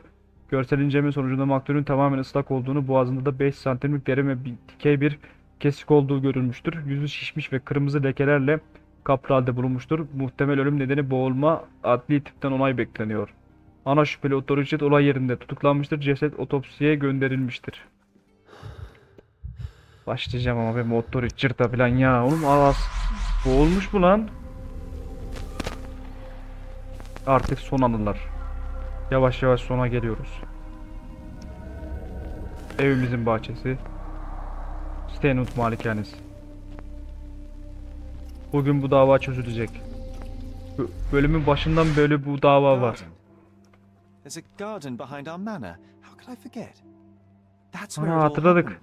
Her şey malikanenin bahçesinde oldu. It looks like you've almost found what you wanted. Oh, you did it, Sherlock. The case is closed and all rewards belong to the winner. Bravo. It is merely the triumph of the truth. Oğlum senin gözün Is tutmuyor. it? Çek git ya. No compromises? No lies? You're happy with your decisions? Hakikat neyse odur Whatever kardeş. the truth, it had to be revealed. Well, you seem confident in the value of your actions. I guess since I'm free, you were heard after all. By the way, Oğlum did you o get that precious fuhuş şeylerinizi bana information about anlatma your git mother? ya. Oh, not that you must. Oğlum sen benim annemle ilgili ne konuşuyorsun Forgive lan? my intrusion in such a personal matter. I simply worry I'm failing to be of much help to you. Actually, you were. For some reason, all the archives on the case had disappeared. Outrageous. Perhaps someone found the truth unpleasant. A comfortable lie is often preferred to an uncomfortable truth. Still, I believe that the latter should prevail, and I cannot remain silent. That's quixotism at its best. Your mere truth cannot defeat institutions, systems, and power. Etiquette, religion, marriage, they're all lies destroy human dignity. How could you make a free decision? Are we really free to decide anything in this world? Oğlum bunun altından bir şey çıkacak ama. Bana ders verme lan. I get enough obnoxious pontification from my... You're a walking contradiction, Sherlock. You refuse to lie to others, but constantly lie to yourself. How long until the train comes off the track? I cannot look away, but perhaps I should take a few steps back. You're an accident waiting to happen, dear. Did you hear Basilio Coppello is in... Ulan senin var ya. Çek. Bir şeyler saçmaladı ama bu annemizle ilgili aşırı her olay çıktığında konuşmaya başlıyor. Böyle olan tipler genellikle altından bir şey çıkar. Parçalanmış hatıra. Geçmişte bir parça ortaya çıktı. Çiçek açan ağaçları, göletteki parıltıları ve sıcak çardağı hatırlıyorum. Görünüşe göre malikanemizin arkasında büyük bir bahçe var. Girişi giriş katında iki pencere arasında bulunan bir kapıdan. Hipoksi sevebiliyorum. Boğulmuş gibi görünüyor. Annem boğuldu. Boğazındaki yara katilinin hırstan yaptığını bir şey ya da onu kurtarmak için çabasının sonucu olabilir.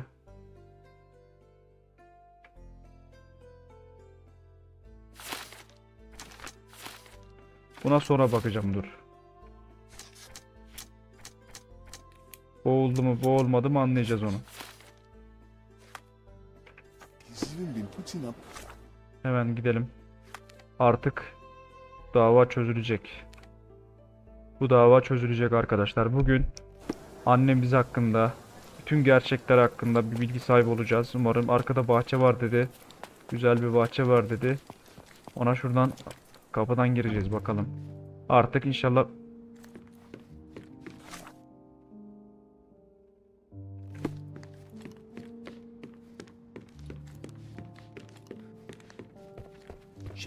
Sherry, please listen to me. Sherry. John, I always listen to you. You don't have to do this. You don't have to Ne oluyor go lan? through. I don't know what is beyond this door, but I can feel it. Buzzing. Ne oldu oğlum? Angry like a fly at the window. Kötü bir şey mi var? No, I can sense it too. You locked away this memory for a reason. There is only pain here. Pain. Acı. Truth. Acı You do var. not need to suffer either. There is so much more we can do on Cordona. So many others we could help. Bu ara girdik artık. There is no coming back from this. John, my animum, my brother, there is nothing Bu more anda bu important gerçekten at daha this önemli bir şey moment yok. than this truth. I know you fear for me, but my path was Benim set yolum çok önce long çizildi ago. John. I can no more step off it than I can ask the avalanche to roll back. Her şey burada Just sonuçlandı. Please be careful, Sherry. I love you. quite. Come on. We'll go together.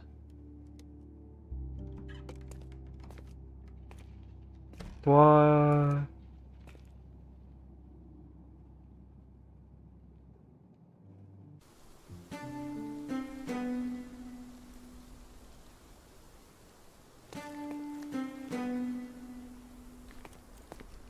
Why didn't I remember we had such a big garden? Bahçeye Maybe you bak. forgot it for your own good.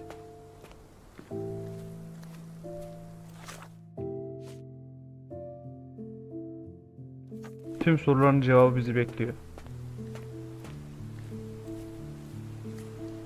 At.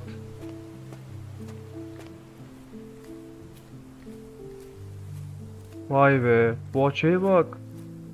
Kocaman. Ana. Anne.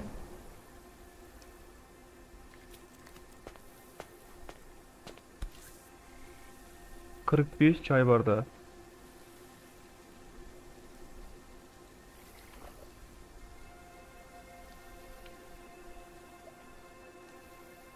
That's from Mother's favorite tea set. Çay takımı. What is it doing in here?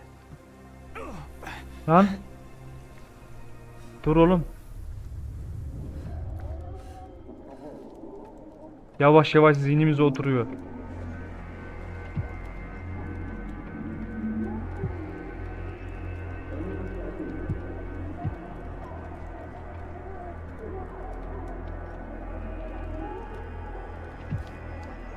Ne oluyor lan?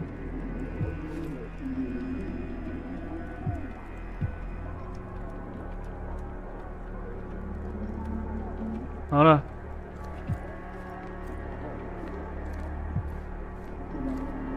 Anne. Şerefsiz doktor. Bu da biziz. Come here, Sherry. Hurry.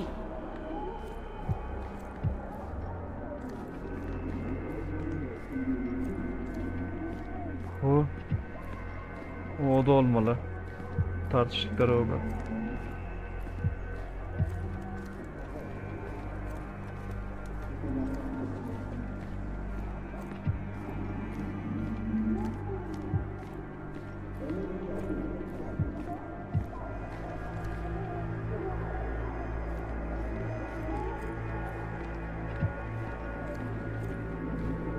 Anne.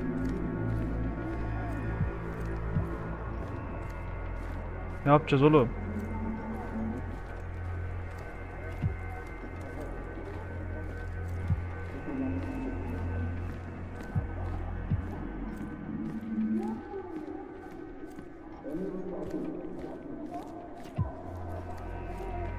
Ha dur. These must help calm her down. Onun sakinleşmesine yardımcı olur.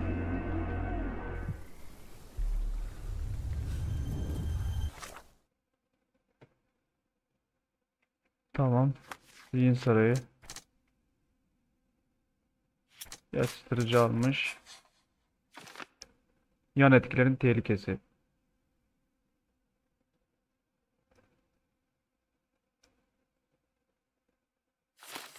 Evet. Olabilir abi.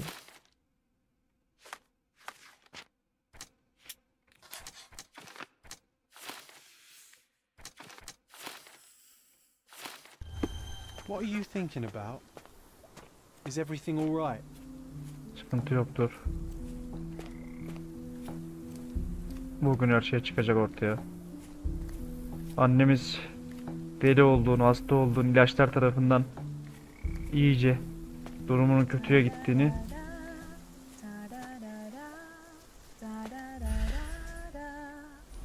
anne. Ana. Don't go, Mother. Wait. Anne dur.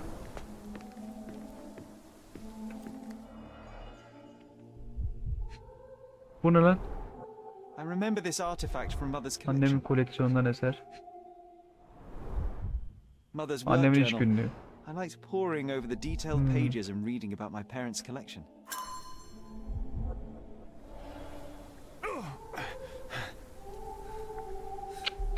Annemiz boğulmamış. İlaçların etkisiyle boğulmuş gibi bir etki mi olmuş boğazında falan. Öyle bir şey. Buran neresi abi? Annemin koleksiyonu.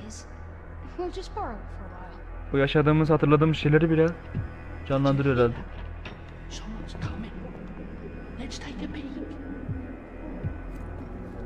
Ha, şu abimizin şeyle kavga ettiği an değil mi bu? You call this progress? Charlotte, amateur. I'm not letting you anywhere near my mother again. Mycroft'ta doktor. Şerefsiz. It informs my... No. I have made my decision. She must be sent to a legitimate medical facility. I will not let her hurt Sherlock. What? Master Holmes, you do not understand. That will be all. I expect you to have left the house by Lan. week's end. Abimizin kavgası canlandı gözümüz önünde. Sherry, say something. Can you hear me? You're scaring me. Sherry, come here, darling. Anne. I'm waiting for you.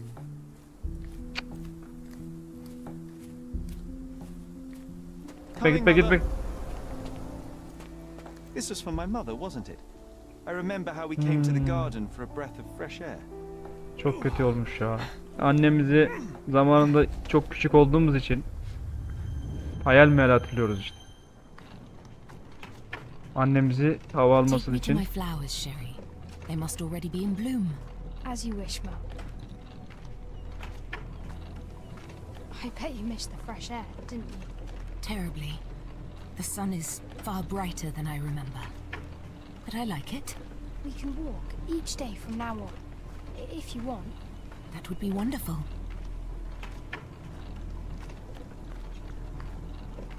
Just look at them.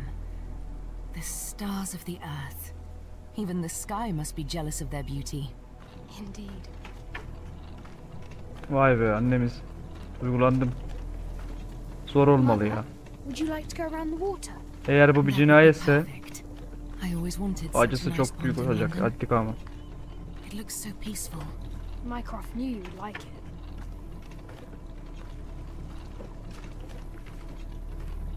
We should put some fish in it. Don't you think? How about some carp? That's a nice idea.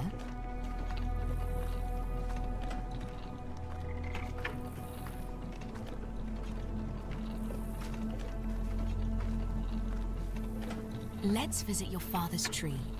It grows so fast, just like you. We could even build a tree house in it. Yes, Sherry. Hayat işte. Hayat.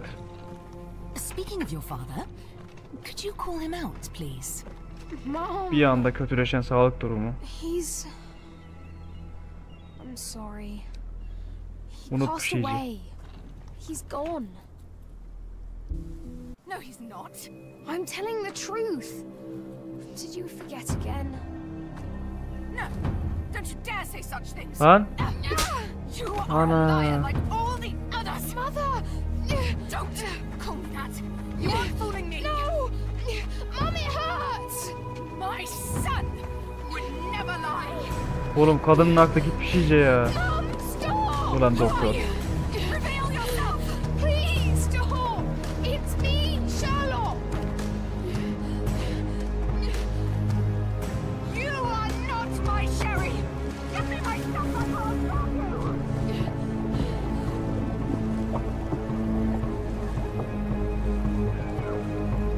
Lan oğlum.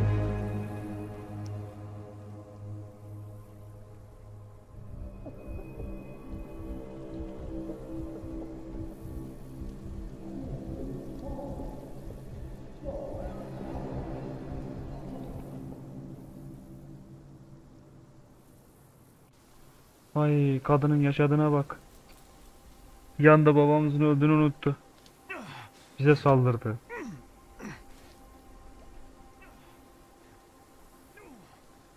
Sherlock. Yaşadığın şeyler kolay değil aslanım ya. Gördünüz mü?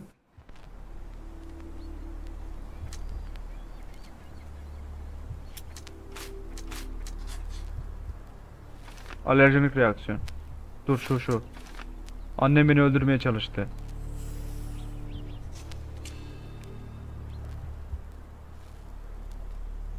Annem sabah çayına kattığımız yatıştırıcıların sebep olduğu alerjik reaksiyonun yüzünden öldü.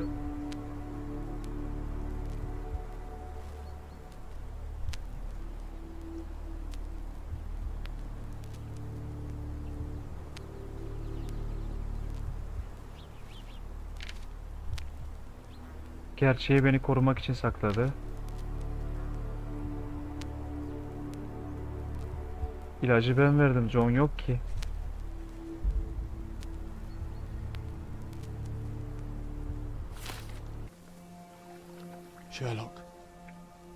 Sherlock. Oğlum bizi öldürmüşüz lan. Can you hear me? Come on, wake up. Oğlum iyilik yapayım derken. Oğlum olamaz. Get off me. Sherry, You knew, and more than that, you hid it from me. you couldn't bear the truth, Sherlock. Acı So var I demişti ya showed kapıya you. girmeden önce John. I took your pain, your horror. I killed my own mother, John. It is unforgivable. It was an accident, Sherlock. She was mad, abusive. You were a child, simply trying to help. Şu an ne hissettiğimi bilmiyorum ya. Vallahi çok... You were a lie, John. A fiction. A crutch. No, I was a friend. Sherlock, please. Sherlock, What? are you okay? I don't know. I told you not to come, Sherlock. Where is he? Who? Your friend, John. He's beside you. Was all this worth it? Is he worth it? Why is he here? I think, in his own way, he was trying to Bizi korumaya çalışmış bu John oyun boyu. truth I couldn't bear. But now I must face it. Hayali karakteri zaten. Yüzleşeceğiz. There is only one thing to be done. What are you talking about? To expect adherence to the principles of truth and justice, but to fail to hold oneself likewise accountable, it would be hypocrisy. My mother died by my hand. I must turn myself into the authorities and face the consequences of my actions. Sezon finaline The bak. consequences of your actions. You were a child. She did this to you, not you unto her. You are throwing your life away in an act of moralistic vanity. Think of all you could accomplish for our nation. This is where we differ, Mycroft. To you, the ends justify the means. To me, the means have decided the İkisi de end. kendine göre haklı ya. The truth is the truth. Fine, Sherlock. Walk yourself into the police station and pray those men you oft embarrassed hold no Mycroft grudges. haklı ama If you're çocuktuk. lucky, they'll simply exile you. If not, I'll see you in 20 years. Vay be.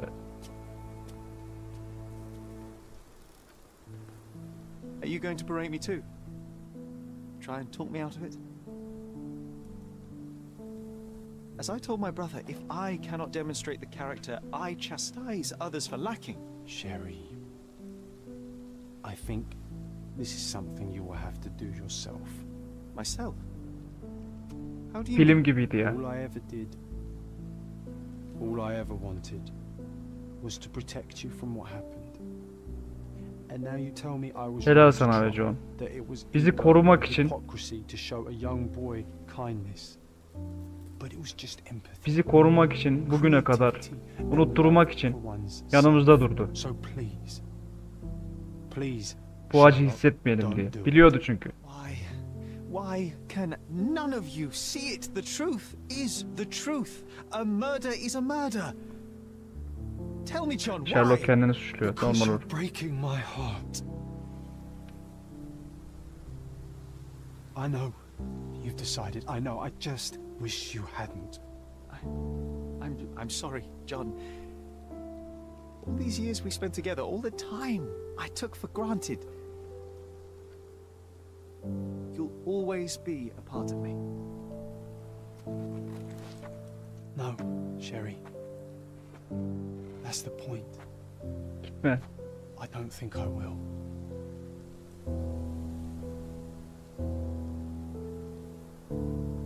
Vay be. Bir oyunda olsa abi etkiliyor insanı be. Sherlock Jon harikaydı ya.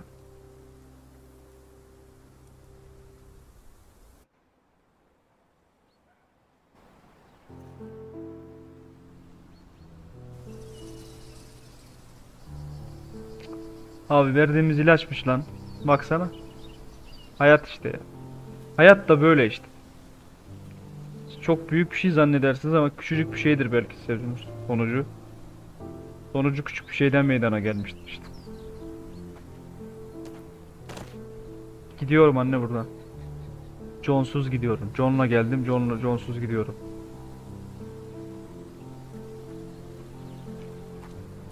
Why are you here? Closure, I suppose. And to help a friend. You and I are not friends. In a race between the thawing of the ice caps and our friendship, I would buy a boat. Ha! Is that right? I can see it now. I know what you did. What did I do? You needled me. From the moment we met, you were searching for weakness. You pushed me to pursue the truth about my mother. You questioned everything I did, everything I believed to break me. Peki, sabotajcı. Truth and fiction, reality, morality. Her şeyi sorguladın. Saboteur in silk. Was it vengeance, man? Or do you prefer Klaus? Klaus mu? You are Klaus Richter, Otto's younger brother. Do you hold me responsible for his end? Ha! There was no love lost. Richard'ın kardeşi demiştim ben, bunu da doğru bildim. I'm sure you can relate. Otto was merely the gravity that pulled me into your orbit. Klaus or sonra. you into mine. Once I met you, I could not keep away. Why? What reason do you have for all this? To help you. You're lying. To show you that you were wrong. More lies. I know you now, Werner. Try again. To see what had happened. Or is that yet another untruth? Does it matter? Take your pick. Who cares? You're my masterpiece. I turned Sisyphus into Ozymandias. You could not see the futility of your quest until I helped you to let go of the rock. And now, I remain. It is a matter of will and power now. Will you? Oh, on that note, I brought you something. I want nothing. Doktorun kardeşi. When one wants for nothing, Sherlock, the best thing to get them is something personal. So, here you are. Now, please excuse me, but the gallery calls. I'm already conceiving my next project.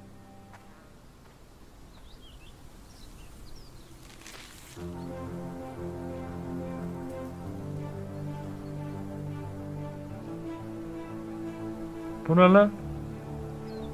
You really are beautiful.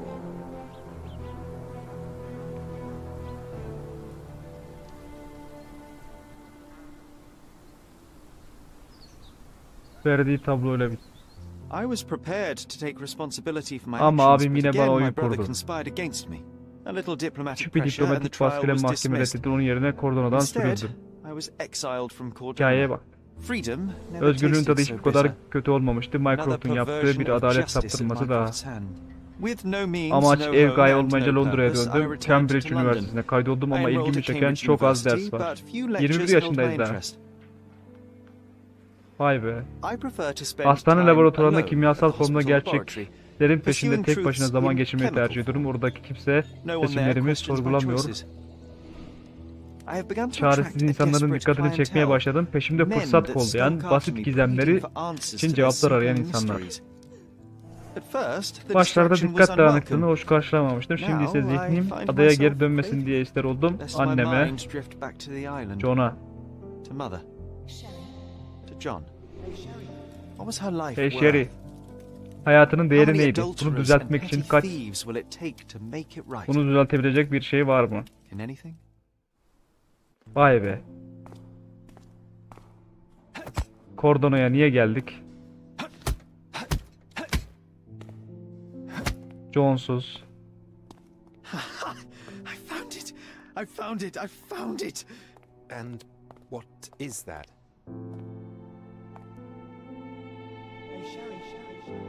Ana. Benziyor.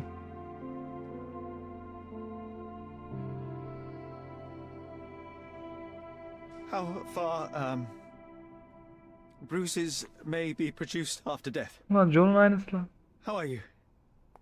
You have been in Afghanistan, I perceive. How on earth did you know that? Never mind. The question now is about Artık bruising. Londra'da şu an. No doubt you see the significance of this discovery of mine. It is interesting, no doubt, but practically... Why, it is the most practical medico-legal discovery for years. Had we these data sooner, hundreds of men would have paid the penalty for their crimes. Cases oft hinge upon how a man died. Now, we can know which wounds he suffered alive, and ergo, one will soon be able to calculate with... Well, then you are to be John'un aynısı lan. congratulated. Indeed. But you Kafayı işe ver came de here on okumaya. business. Correct again. I am looking for someone with whom to take diggings, and heard you were complaining that you could get no one şunun to tipe bak go ya. halves with you. I have my eye on a suite in Baker Street. I smoke ships myself. That's good enough. I get in the dumps at times. What have you to confess now? Well, I object to rows because my Yani olmaz nerves... tembel. I have another set of vices when I... Do you include violin playing in your category for route? It depends on the player. A well-played violin is... Oh, no, that's all right. I think we may consider the thing as settled. Oh, forgive my manners. My attention wavers. Sherlock Holmes. Dr.Jon Watson. Aa! Watson. John. Bu gerçek işte. Bu gerçek. Ve o günden sonra Sherlock ve John artık yepyeni bir maceranın eşiğine kendilerini atarlar. Birinci sezon böylelikle biter. Harikaydı. Çok güzeldi. Muazzamdı. Tam olduğu gibi bitti. Tadında bitti. Bayağı iyiydi ya. Bana bu diyeceğim bir şey yok. John Watson'ı herkes bilir. Conan Doyle'un romanlarını okuduysanız Sherlock Holmes kitabını, John Watson'ı bilirsiniz. Hey Sherry. Birinci sezonumuz bu kadar. Kendinize çok iyi bakın. İzlediğiniz için teşekkürler. Hoşça kalın. Hey Sherry.